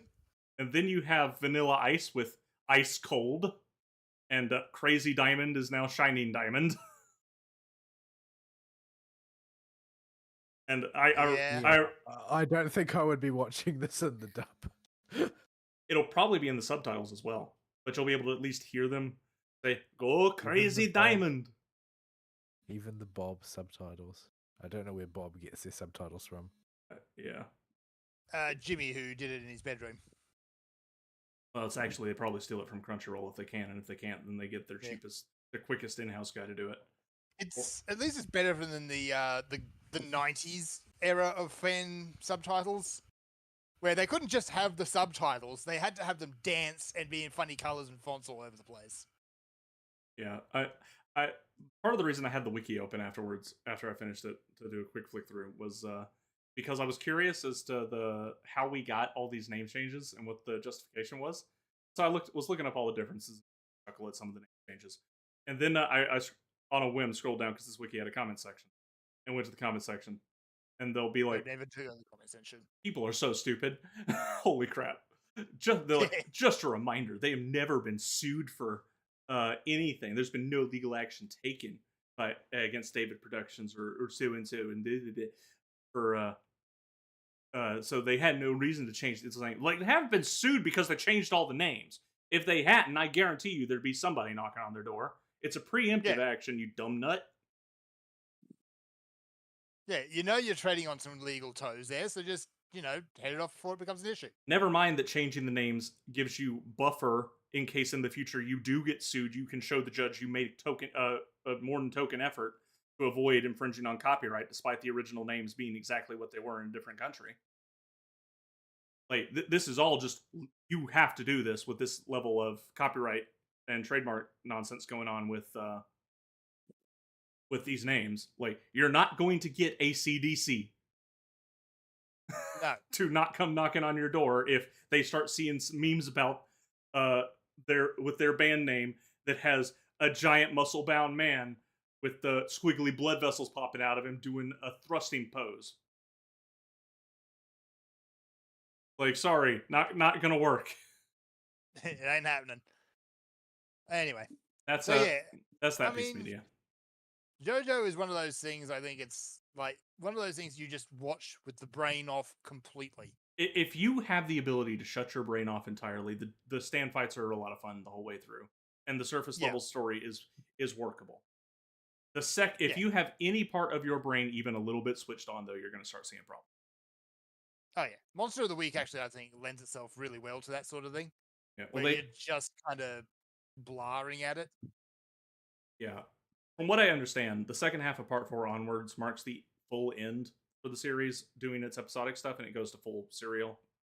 Tells one story, start to finish, for each part. Okay. But yeah, it's just Part 3 and the first half of Part 4 are super episodic, and that really starts to grind a bit after a while for me. So yeah, none of these things were conceived of in the era of binge watching a series. Yeah, so I'm willing to not dock it from a production standpoint and why they chose and the decision to do it this way. But the simple reality is we are now conditioned to a streaming era, And if you're going to put an anime on to run in the background while you do something else, or leave it going on the monitor while you eat food or are doing something with your hands, like it's that episodic format just isn't as good as a serial format. So it just it's a little rougher. But yeah, and it does not help that Jotaro is a just personality-less brick of a character. Like, he is the worst JoJo. But people meme him up as the protagonist of Part 3 and how cool he is. Like, he doesn't say anything. He's stoic, man. Like, He's if you're stoic. He's being stoic. all he says in most episodes is yada yada, Yeah. and Yeah, that's like 90% of his lines. and definitely watch it in Japanese because the English they scatter throughout the series is hilarious. Yes. All of Joseph's "Oh my god, oh shit" that he does throughout it, and even in Part 2, he's like, "Oh yes, very nice." All of this is just really funny because I watch those subbed, and I think that's definitely something you want to do if you check them out. And in Part 4, there are some voice lines that were clearly very English, and they're just doing their best to emulate it by, like, one of the characters has a stand that can talk, and he sends it after a normal girl to distract her so that he can break into a hospital or something. And he goes, "Okay, master, let's kill the whole beach." What? What? That's not at What? all what I told you to do. Yeah, so you hear this in English, and they have slanted every single word in that to sound ridiculous. And then you listen to the Japanese, and it's the exact same line, just in English instead of slanted and trying to emulate the English. That was a phrase. Yeah. Then you have like there are video games that pop up, and the one I've seen pop up as a meme in YouTube videos a lot is, "Oh, that's a baseball."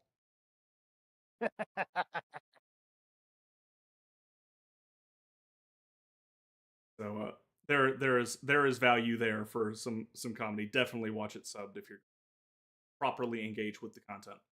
Okay, that's your anime media. I probably will not have other anime media for a while because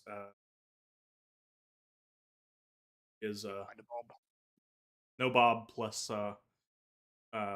been busy at work, and the spending my active time on games with story in them means I don't have time to put anime in. Just grind out stuff.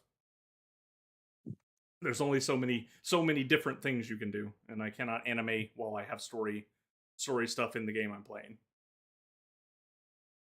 Yeah, the Fate Strange Fake has been airing, and it's basically, I haven't watched any of it because I don't know any good bobs, but it's basically just made me feel kind of old because I'm seeing the way people are reacting to a new Fate series, and it's like, you're supposed to have autistic arguments about the mechanics of the universe. That's how you're supposed to respond to Fate media. And it's just women gushing about bushy characters now. It's like, wow, we've reached the entryist phase. There is no actual fans of Type Moon lore left. There is only fans of latest character who I can get clout for by gushing about them on social media. Mm-hmm. And that's like the absolute limit of engagement with the medium. Yeah, I think that level of autistic engagement with any piece of media is going to become rarer and rarer.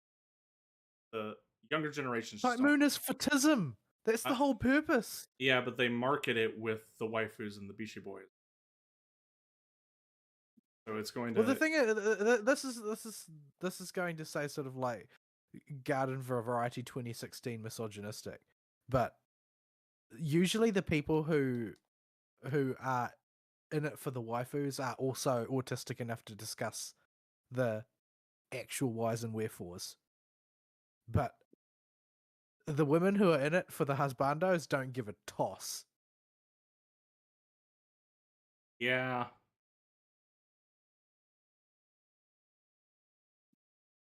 That just seems to be the way that it is from where I stand. Is what it looks like.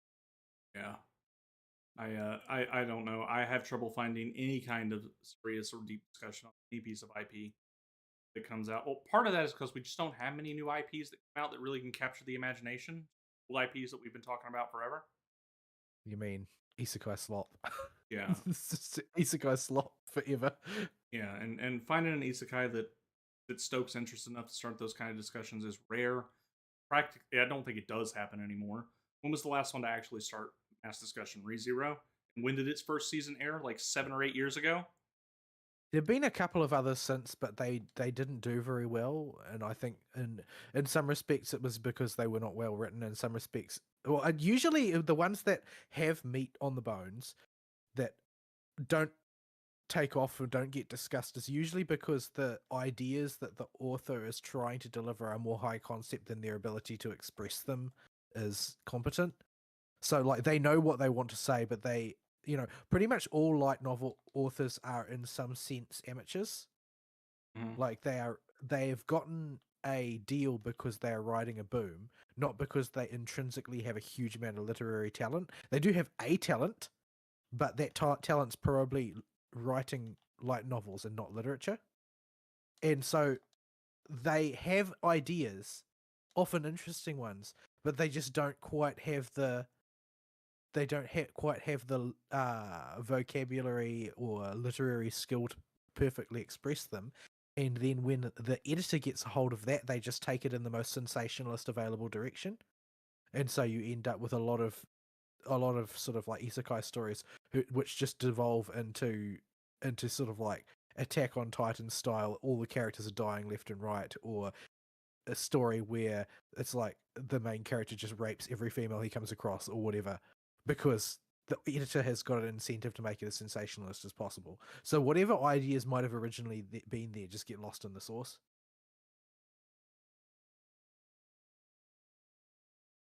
So yeah, I don't know. We'll have to, maybe if we can kill social media entirely, nuke it from orbit, we can get our get some of it back. Well, I mean, what's his name?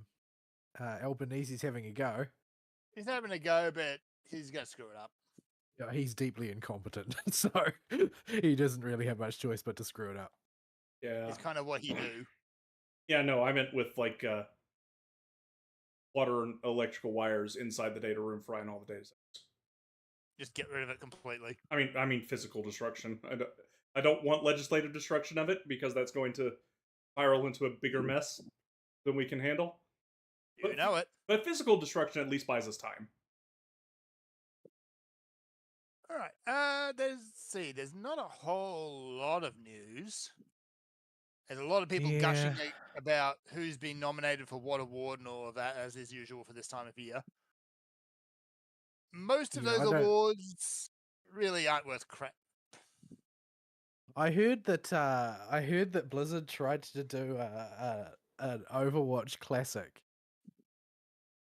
But why? Because people actually liked Overwatch and nobody likes Overwatch 2. Fair point, but yeah, they shouldn't need to do Overwatch Classic in the first place. They shouldn't have cocked it up so bad. Yeah. They're Blizzard. What else are they going to do? Cocking things up is basically all they can do these days. They've completely replaced their talent base with diversity hires. Yeah. So we've got a couple of little things. I'm just going to throw out a quick nod, though. I'm going to say hats off to Pocket Pair, though. They've been incredibly active lately, despite Nintendo being idiots. They've been making a lot of promotional material for Power World and just announced a major new patch. Yeah, I did see them pop up as this game has updates. Oh wow, Blizzard, that is not where you want to be. Overwatch 2. What have they done now? I just looked up their Overwatch 2 numbers. Yeah, it's bad. They are worse than on the decline. They have hit their 50,000 players stagnation. They have had that stagnation point for 6 whole months at least. Oh, right. There was another flop that came out this week. What was that? I will check the Steams. No, I won't because that won't actually show me anything. Not Fallen Order. The Ubisoft Jedi game came out on Steam and nobody bought it. Is an Ubisoft Jedi game? Yes, it's That- bad. Was it Jedi? Was it the Jedi game or the Smuggler game? Well, it's the Smuggler game. Yeah, because they were making a big deal about there being no Jedi in their game. That's why I was confused. Like, it Yes, wasn't. Well, it was not a Jedi-based game. It was I guess, a girl boss-based game. Yeah, which really should have been a game about Han Solo, but wasn't. Where if you slap a stormtrooper on the back of their helmet, they pass out. Yes. Well, actually, yeah, that's Stormtroopers though. I'll give them that one. But yeah, No, no, don't give them that one. They don't deserve that one. Like, if you're playing a game and you want verisimilitude, and you're playing some like scrawny stick figure woman, going and slapping them on the back of the head as you walk past is going to make them perfectly pass out every time, and you're going to see this dozens and dozens of times per hour. Is that actually going to improve your experience? Do No. you really need to give them credit for that? If it happened once or twice, fine. But no. Yeah, this is not a gag. This is a game mechanic. Yeah, Oh, if no. that's all they're doing, then no, that's no. Oh no. Oh no? Their peak is on release day 2,500 players. Yes, which is less than Concord, if I recall. It's only been out a little over a week, and they're already down to 1,721. Yeah. Ubisoft in the next year or so is going to be in a lot of hot water, I think. Their shareholders have already started giving them come to Jesus moments. They've already started to make hostile maneuvers, yes. So Ubisoft is probably going to be under new management in 12 months. It's a family business. Yep, but they're also publicly traded. That's not going to last. Wouldn't be the first time a business has locked those doors in order to try and preserve themselves. They have spent far too much money on far too little actual recovery of that investment, and it's not.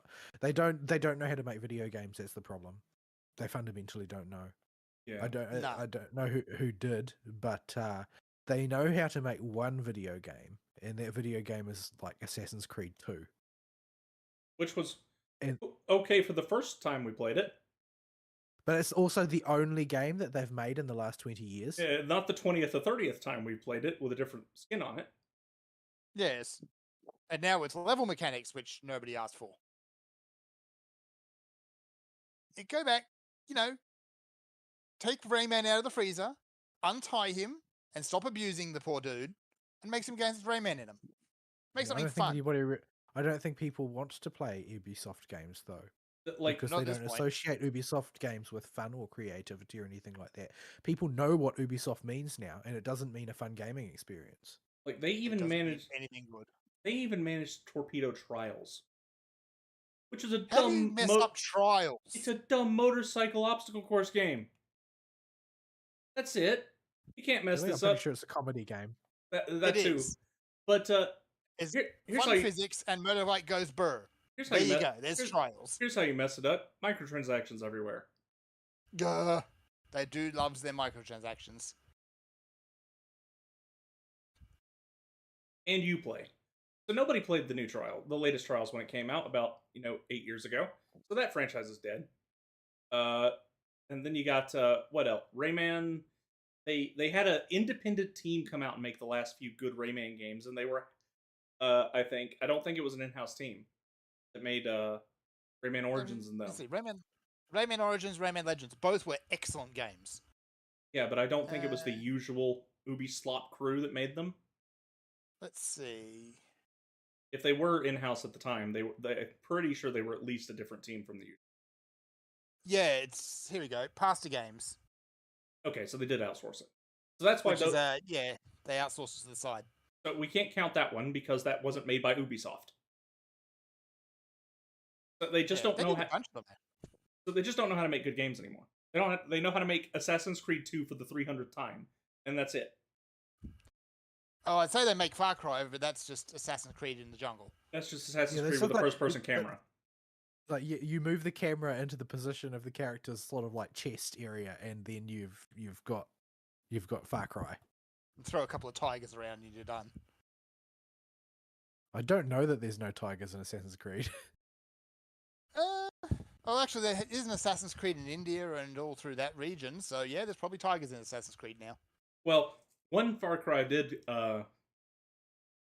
give us some wonderful music to troll people with, at least. That was not supposed to give us music to troll people with, but it sure did. It's all very French. Your Yeah. waifu by your side. You've got, they did the Rayman, they did the Raving Rabbids Mario games, which were fun enough, but also done by, I think they were more done by Nintendo than anything else. Baby's first XCOM, basically. Speaking of, they haven't done anything with XCOM in a while. Do they own the IP on that? Pretty sure they own XCOM, yeah. Let me see.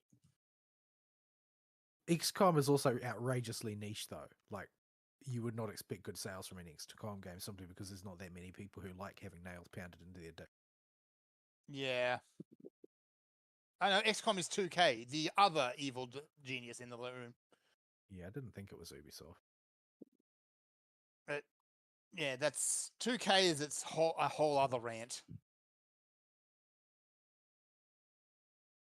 So yeah, we'll see. It's not just Ubisoft that's the problem. Well, 2K is in a similar situation. A lot of the Microsoft studios are. Sony, in particular, is. So yeah, the next 12 to 18 months going to be very interesting. Sadly, though, with the Game Awards coming up, I dread to see the trailers we're going to see. It's going to be all people furiously trying to paper over the fact that they don't have anything of substance. I'm actually kind of looking forward to it in a twisted way, just to see like how is the games industry, like the AAA games industry, going to try and present themselves to convince everybody that it's not all over. Yeah, because the pushing of the message is it's dead. It's obviously not going to attract anyone. No one's going to buy those games. So how are they going to hide it? It's you got. I'm wondering how much of it will be people pivoting to a way of presentation that makes stuff more palatable to the general audiences and a last attempt to save themselves, and how many people are going to double down as the last gasp of Woken game. There's a number of people out there who are doubling down. Oh, what's that one game that starts with an A? Got magic Avowed. in it. Yeah, yes. that guy. So this game, I was actually kind of looking forward to because it's based in the Pillars of Eternity universe, and it's made by Obsidian. Both the Pillars of Eternity universe is basically a standard unit D&D type universe. I like pirates. I like its cosmology, but that's about all I really like from it. Yeah, it's a good, fun universe. And honestly, I was going to play Avowed. I was expecting something along the lines of, Outer Worlds, where it was just aggressively okay. But the people that making it hate you and don't want you to have fun playing it. Which means I'm not going to buy it. Because, their lead artist has started going on some truly unhinged rants over the last week. I heard it was the director, too. Trump derangement syndrome is contagious. Yes. Like, I mean, the sooner all of these people out themselves as having the wrong priorities, the better, as far as I'm concerned. Yeah. Like, it doesn't hurt me to not play this game. Like I said, Outer Worlds was aggressively okay. And not playing that is not a huge loss, honestly. I'll go back and play Pillars of Eternity. It is not a hard job to get me to buy a game made by communists. The only thing you have to do is prevent me from finding out. And make the game actually good. And if you are going to do this, it is not hard for us to boycott right now. We have all the Hoyoverse games that are filling in the long runner slot, and a backlog made by communists. What? Incidentally, made by communists. Well, Well, there's an ongoing debate about that. Yeah, there is. there's It's not also entirely fair. there's also a difference between the CCP and even though they will be getting your money, so you are paying communists, and Hoyo the company who seem to like the Green Benjamins. Yeah, the CCP is the CCP is just your standard socialist government, really. Uh, it's a it's a bit of a stretch to say that they are embracing the ideals of Karl Marx or anything like that. They're really not. No, they're just your standard super corrupt, power hungry monster that has It's a just more a central. very, very large banana republic. Yeah, That's a big banana. yeah. But like we can give games there. We can play these. These are our long runners. Okay, we got some long runners on the docket. Since there are no MMOs right now that are of interest, and Final Fantasy could pull itself out in the future. It's not saying it can't. That can help fill the slot later. People say Space Marine was pretty good. Yeah, Yeah, got to check that out at some point. Yeah. And the only reason I haven't played it is I don't have the time. I've got a bunch of like Steam credit that I've gotten from vouchers and stuff over time that people have bought for me for gifts and that sort of thing. I just haven't got time to play games, so it sits in my Steam wallet. But yeah, the Hoyo has been reliably trotting out, filler gameplay to keep me occupied and decent stories to keep me engaged. So, are you going to win me away from the Hoyo slop environment by giving me woke slop instead? Like, that's not like at least Hoyo are trying to tell a story. Quality's highly variable, but they're actually putting the effort in and they want it to be good. And I don't get the impression that most AAAs want their product to be good. I think that they want their product to be accepted by the people that they want to accept it. Never mind that if we don't want our long runner at the moment, let's say we're feeling burned out on Gimshin or any of those, and we want to play something else. All of us have a backlog the size of Mars. Yeah, it's like, if Hoyo was off the table tomorrow, I would be spending all my time trying to convince Aristotle to play Vermintide with me. Yeah. Plus, we've all got just a rack of old classic standbys, which we can just go back to at any time. Yeah, like if Yeah, because we lived through an era where people did make good games, and there's heaps of games that have been good that I haven't played. Like I still haven't really touched Elden Ring. It's still sitting there waiting for me, and it's competent. I mean to attempt Armored Core at some point. Monster Hunter's coming out at some point.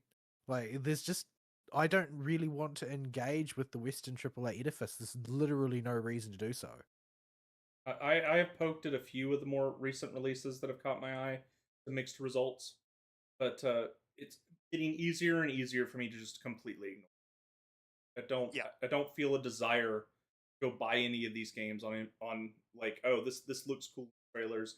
Maybe this will play well. I'll get at least maybe 10 or 11 hours of enjoyment out of it.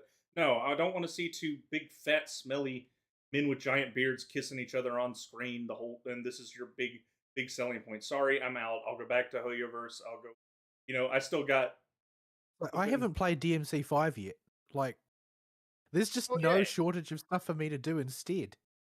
Why do I need to play your message fiction? Like, and I can't be the only one. The people who control the largest amount of money in the market are going to be, people who have a job, who can afford to just spend their money. They don't have anything else to spend their money from. BlackRock owns all the properties, so they can't buy a house. So they're stuck with disposable income and nothing to dispose of it on. Well, you need to compete for that piece of that pie. You don't get it by default. I get the feeling the chunk of the audience that is in a position like with me and Vol, where we can't afford a house, and we don't have any major payments because we can't afford a house. So we just accrue a disposable income that we would love to spend on stuff, but the Western game market isn't competing well enough to even warrant our disposable income that we would happily throw at them if they gave us anything. If there was, I can't help but notice the sort of the change in the way that Aristotle talks about his gaming expenditure over the course of years. Like, he talks about spending money on a Hoyo game where previously he would have talked about budgeting for multiple games that he was anticipating coming out on Steam. That just doesn't happen anymore. Yeah. Now Like, I'm I don't even think about that. It doesn't even occur to me to wonder what's coming out on Steam. yeah, Because they're just like, oh, well, it's just going to be slop. It's going to be more of the same old garbage that they're expecting me to buy because I'm a gamer TM, and therefore they guaranteed me as a market. It's like, no, actually, no. I'm not interested in participating in that market anymore because you think you can feed me anything. But no, I'm not willing to accept anything. I'm willing to accept a lot of different kinds of slop, but there are limits on it. like I can enjoy my gameplay in ZZZ enough to a point that I get enough repeated enjoyment out of it. I don't mind throwing a purchase once in a while at the big or the second biggest pack of stuff. Well, All it's the other side of voting with your wallet, right? Like on one hand, like laying aside the intrinsic hazards of supporting a gacha business model, that on one hand you've got the normal way when people talk about voting with your wallet, it's to say, oh, you don't buy the thing that you think is bad because then you'll starve them of finances and they'll become desperate. But on the other hand, you can also redistribute market share towards people who produce content that you enjoy, because then people are incentivized to try and figure out why.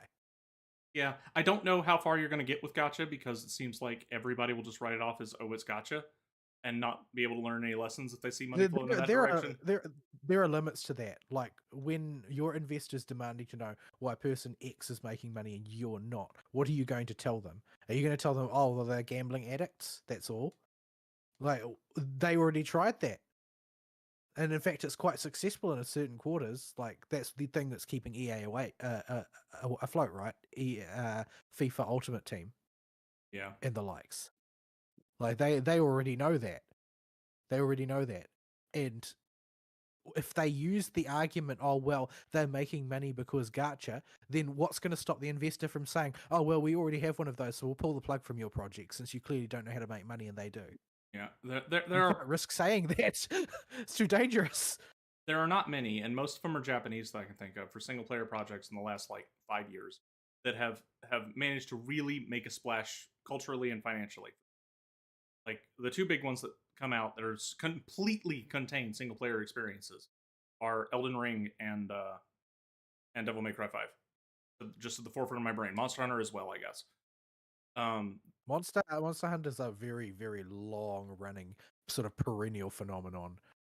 Yeah, but Elden Ring was a new IP in the same style as previous games, but people trusted the developer enough because they had made good enough games and liked the style of Elden Ring enough that they bought it in mass. It became a cultural phenomenon, and it was missing. Notably, it was missing a whole lot of the tropes and accessibility features that modern games seem to be addicted to. It was you remember how mad Ubisoft was about that? Oh yeah, I remember their artists coming out and then people making mock-ups of the Ubisoft UI design if it was on Elden Ring. And so they know who people were making fun of. They know who they were talking about. They know exactly what's wrong, and their pride prevents them from sort of engaging with that. Yeah, and that's a static difficulty game where everybody's getting the same experience. Versus your other example I have, which is Devil May Cry, totally self-contained game that got Virgil DLC later, but that just lets you play as a new character.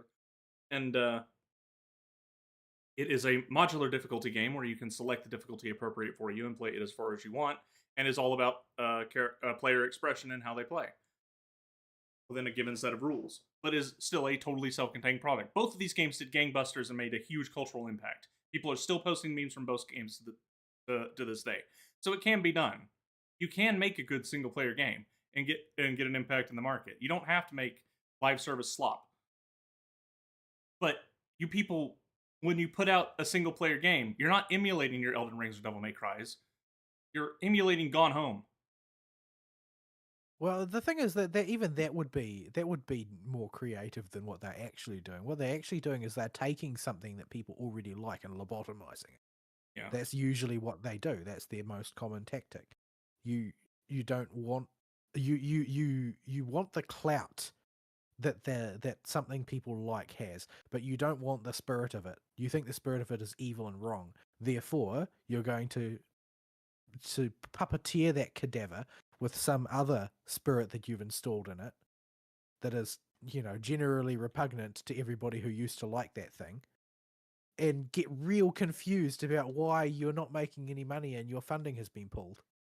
Yeah, people can tell in a game, even if they can't vocalize it, when genuinely authentic enthusiasm on the part of the director and the team was put into the game. Where they had an idea and they really wanted to push as much of that idea onto code format and push their customers. Which Sometimes that idea is Bamboo TV. Sometimes that idea is Bamboo TV, but you can tell at least that guy really, really tried.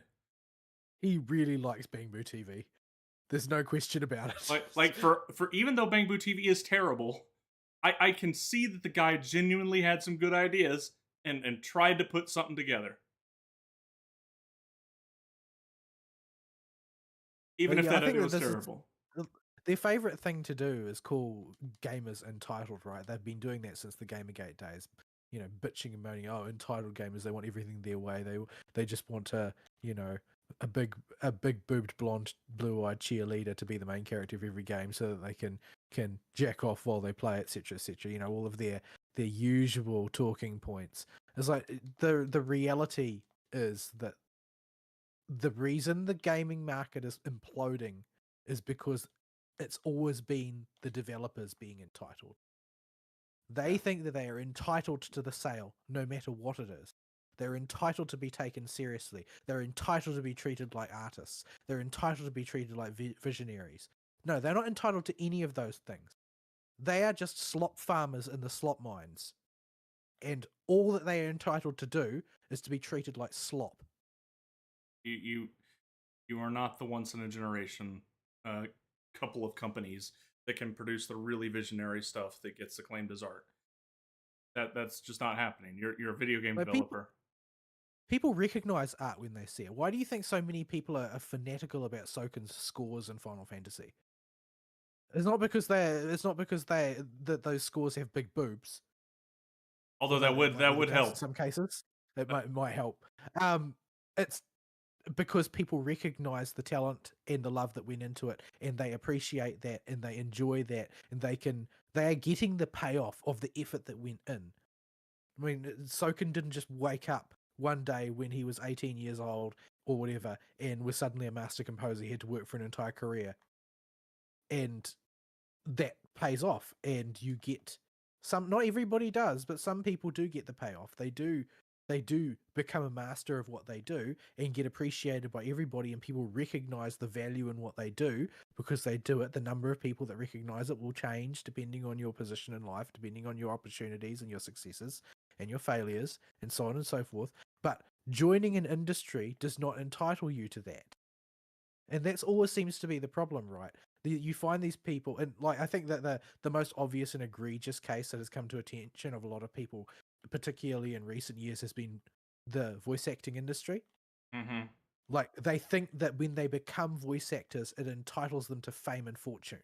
That seems to be the bizarre take that a lot of them have. Yeah, then it's it's always the ones that are the most enraptured by their own profession and that entitled that are always the most insufferable ones. But I mean, if you look at Japan, it's a dog-eat-dog industry. Yeah, the reason English voice acting is in the state it's in is because we don't have any kind of hard competition. If the unions died and people had to actually work on their ability to perform to get a role and be the best at what they do and not be protected by the union, then we'd see a dramatic jump overnight. And then if you continue to refine that and make it an even more competitive industry with real talents rising up to aspire to. Yeah, I don't think that we would see any of the current people in that industry anymore. I don't think that they would rise to the challenge. I think that they would wash out. And I think that what we would see is that we would see them in that environment where the union vanished. We would see the janitor, who just so happens to be an incredible voice actor but's never thought about voice acting. But of course, the company can't go to the union anymore. They don't know who they're going to get for this. They'll find whoever's in the building. It turns out he's actually really good at it. And then he finds a new passion for the work and embraces it and becomes really good. Yeah. That's what actually is supposed to happen. Not, oh well, my dad happens to be high up in the union, so I can get positions on all the biggest projects and become a big name and attend all the cons and get all the adoring fans who for some reason adore English voice actors who are trash at their job. Like that's not the environment that's going to foster any kind of talent. And this particular phenomenon is basically writ large across the entire gaming industry now. It's just a bunch of nepo babies who finish their degrees and then get an email job at a games company, and that salary is paying them instead of paying somebody with some talent. Yeah, I can count on all my fingers. I have enough fingers to count the number of voice actors in English that I think can give a genuinely good performance, and the rest are all Bryce Papenbrook. And that probably holds true for the game industry as well when it comes to teams that develop we games. just have to look at the landscape now, right? Like, I'm sure that the games industry is riddled with talent, but I'm pretty sure all that talent is languishing at this point because it's all in thrall to people who have an idea about the way games and gaming is supposed to be and are trying to impose that vision rather than letting the market decide what that vision is. Like, if you're making a product for the market, you do need to let the market in on the decision making. You can't just make the decision and expect the market to follow, because then you end up with freaking Concord. Because Concord is like the example of a top-down managed IP that is supposed to be successful, but it's managed by morons. And so you get a moronic result.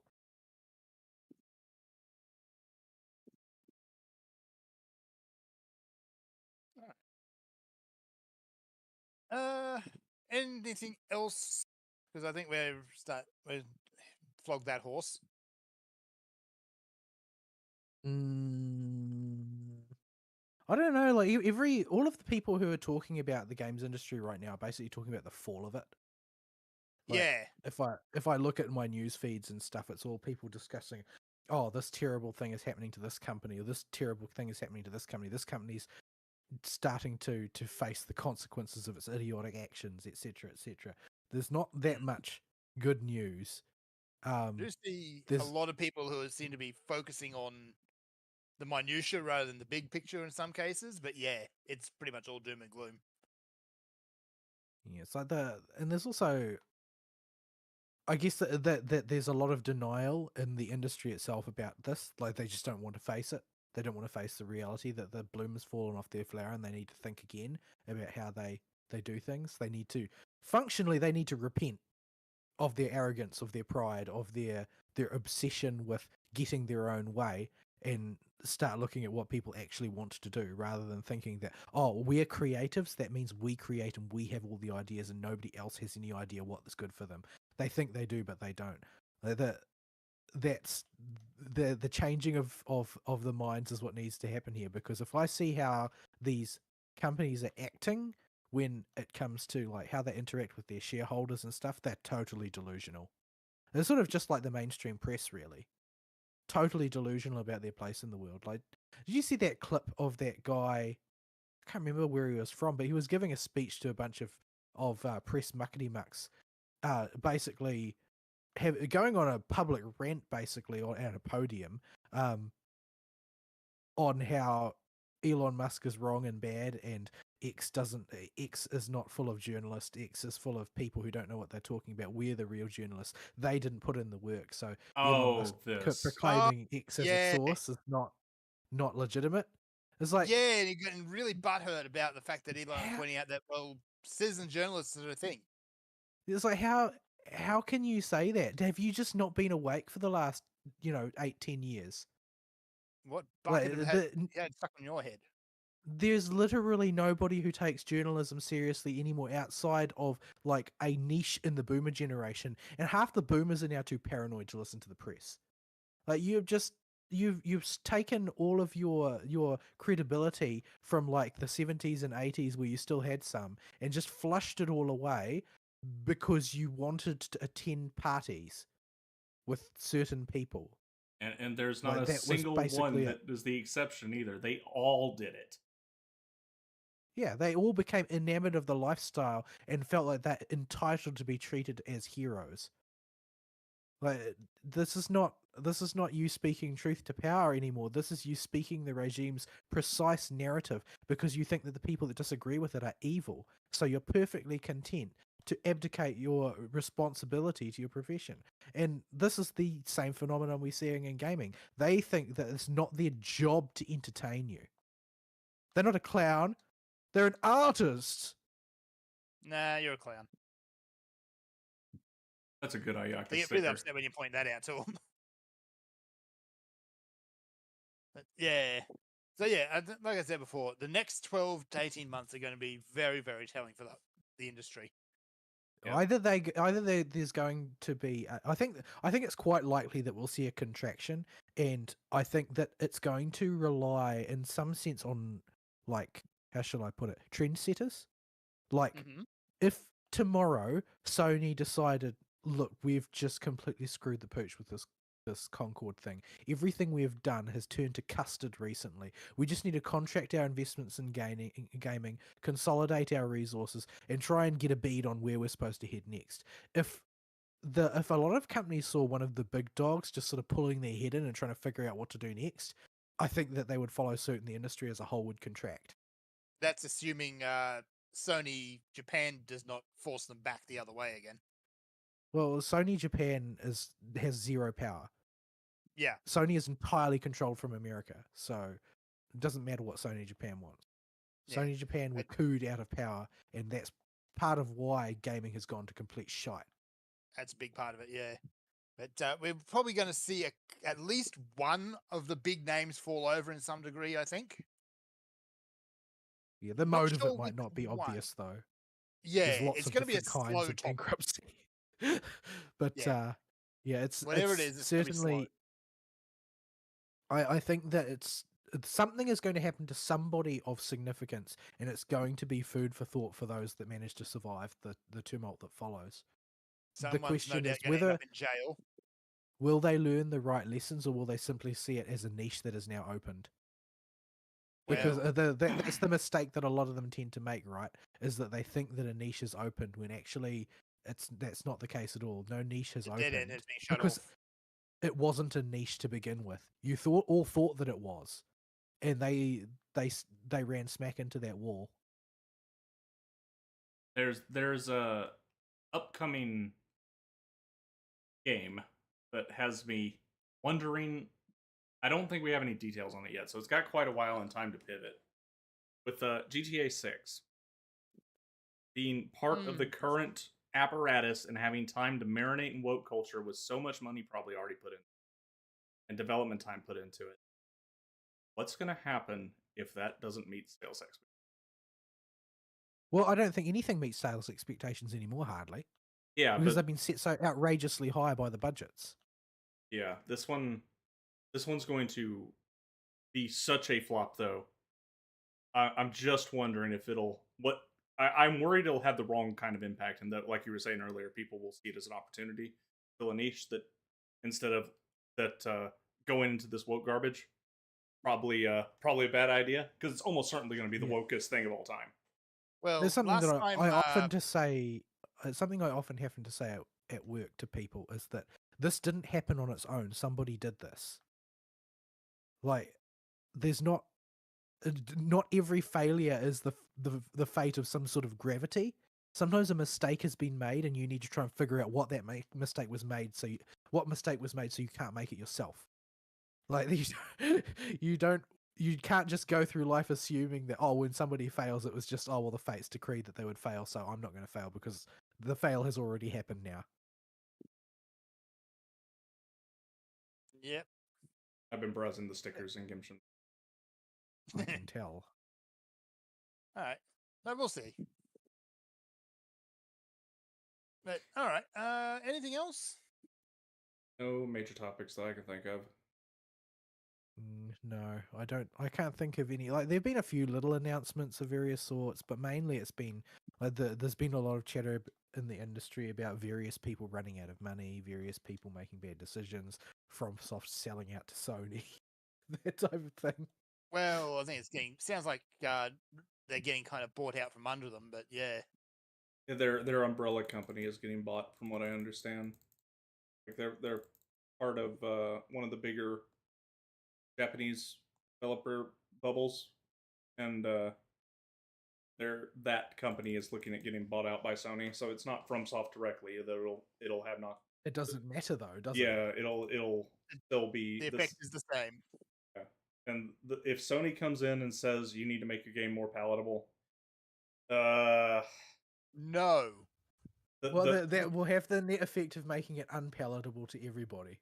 like the whole point, the whole selling point of Elden Ring and Dark Souls and all that is that it is the one game that is out right now that's a modern game that doesn't hold your hand, doesn't treat you like a baby. Yeah, the thing with video games is the point of any competitive exercise, to the extent that games are competitive in any respect, and that doesn't need to be competing with other people. That could just simply be tackling a single player challenge.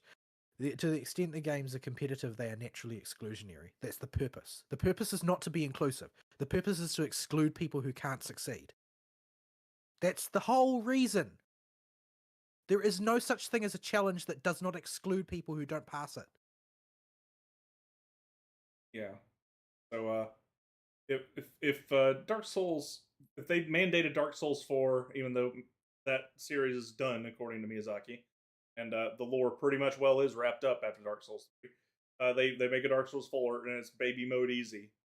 We in trouble. That'll be it. That is what I'm worried about. We'll never see in Sekiro 2. If it does come to that, hopefully Miyazaki has the leverage to put his foot down and say, well, do you want your message or do you want money? Well, they'll just get rid of him. Yeah, he'll just have to go off. Will, actually, yeah. He's a big enough name. That's the more likely one. He will probably just go off on his own and make his own.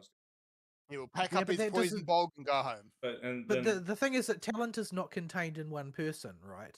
Like a brilliant director with a terrible producer doesn't make a brilliant game.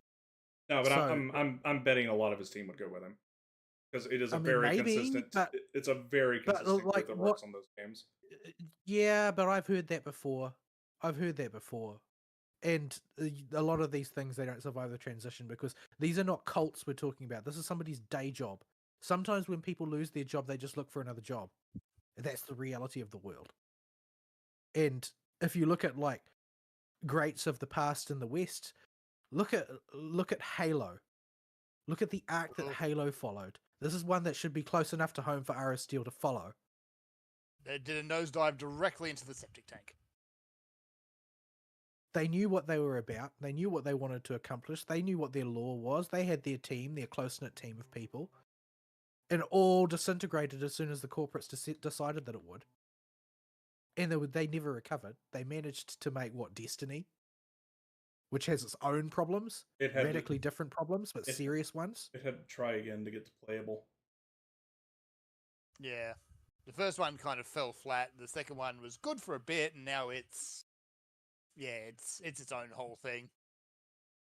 And look at look at what became of the legend that was Halo once upon a time. Like I was never an Xbox person. I've never owned one before, but Halo is basically all that a lot of people I knew who had Xboxes could talk about. It was like the most important thing in the world. And despite the fact that they never released a game that was a damp squib, they never failed. Didn't matter though, did it? Didn't matter that they didn't fail. I'm trying to remember. Company decided it was going to be something new. Yeah, there was a whole lot of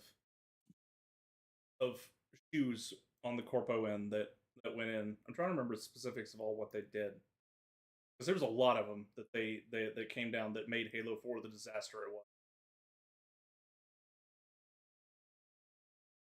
All these types of things, these are all, you're meddling from the publisher end. That's ultimately at play here because they control the purse strings. So the producer is basically answerable to them.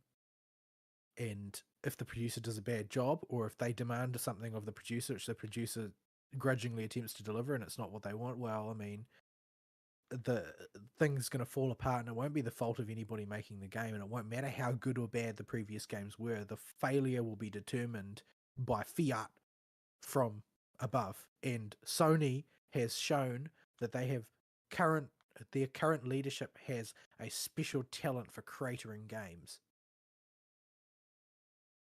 Yeah, it's a mess. We can. I don't really have anything to add on to it. I think. I guess we'll see what the Doritos Pope has for us. Yeah, but if nothing else, it should be an interesting exercise in ass covering and scrambling. I will. Brown. I think it's mainly brown nosing on Keely's end. Oh yeah, in Keely's case, it's always the brown nosing. I wonder how many stupid outfits we'll see again. Yeah, there's always a few particularly memorable ones. Yeah. I wonder if they'll let Sonic Fox back on stage. Let Sonic Fox back on stage. I don't think Sonic Fox is allowed in the theater anymore. Can't believe they let the God of War guy get up again.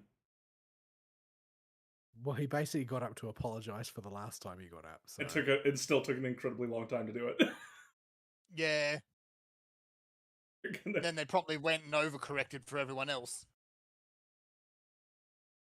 But yeah, we'll see. But I'm expecting it to be kind of a shit show, honestly. Yeah, I'm expecting a train wreck, and I'm gonna have to prep my vape juice so that every time a stop vaping commercial comes up, I can, in defiance, vape it right into the microphone with whoever's watching it with me. Yeah, they've always got your stop vaping commercials, and there's always one developer who puts on the smell how great our farts are type presentation. And then there'll be games for Impact. Yeah. Like, normally we do a show to cover the nominees of stuff that's come out, but I don't. Yeah, the nominees, just to keep it short, the nominees aren't as bad as I was expecting, but they're still not great. I just don't have any enthusiasm for this. I'll just watch the train wreck in real time. Yep. We shall point and we shall laugh. And hopefully we might actually find a game or two we're interested in, but, maybe. I won't hold my breath. I wouldn't hold my breath. Apparently that Louisiana Bayou one's supposed to be making a reappearance. I know that much. They've changed the protagonist. But, so she is not one generic unit girl boss anymore, thankfully. So I guess points, but... Companies. While Vol may have used it as a joke, please go back to the blonde, blue-eyed, big booby cheerleaders over the frying pan faces. Please. That'll be a step in the right direction that I'll take. If you're listening, you're not listening. You never listen. But I'll take that over whatever you got now. Find people that do not like ugly characters. Even if they're ugly, at least make them interesting. No. I need to catch them visually first at this point, because if they're a frying pan face, I know everything their character's about. I don't want anything to do with it. Yeah, didn't they release a new batch of screenshots from the character creator of that new game? Whatchamacallit you were talking about earlier? Oh, Avowed. Yeah. Yeah, that's one. Yeah, I remember seeing some character creator screenshots. Where it's true, the previous games, your characters also looked like potatoes, but on the other hand, they were also isometric. Yeah. In the current environment, if you put in front of me standard frying pan face and make it a girl boss, I know it's going to be an attempt at a bad girl boss character. It's going to be flat and, in more ways than one, boring, and not going to do anything to interest me whatsoever. If you put the big booby, blue-eyed, blonde-haired cheerleader in front of me, that developer likes having fun. We're rolling with this. Well, yeah, because it's not normal at this point. It's almost an act of defiance to have a character that's not ugly. I mean, if you've seen like the people discussing online the new season of that League of Legends animated show, I've seen and the bits and pieces. Staggering difference in physique between the characters as animated in the show and the characters in their actual key art, where everybody now has a male body type. Yeah. Everybody got squared. People aren't boxers. Please stop. Yes. Anyway, we are way over time, so let's wrap it up. All right. Yep. I think we're done, folks. I don't have anything bad. Y'all got anything for us to send us out? I Nope. have killed all of the sea life in Fontaine. All right. We'll see you next week. Sayonara. Bye-bye.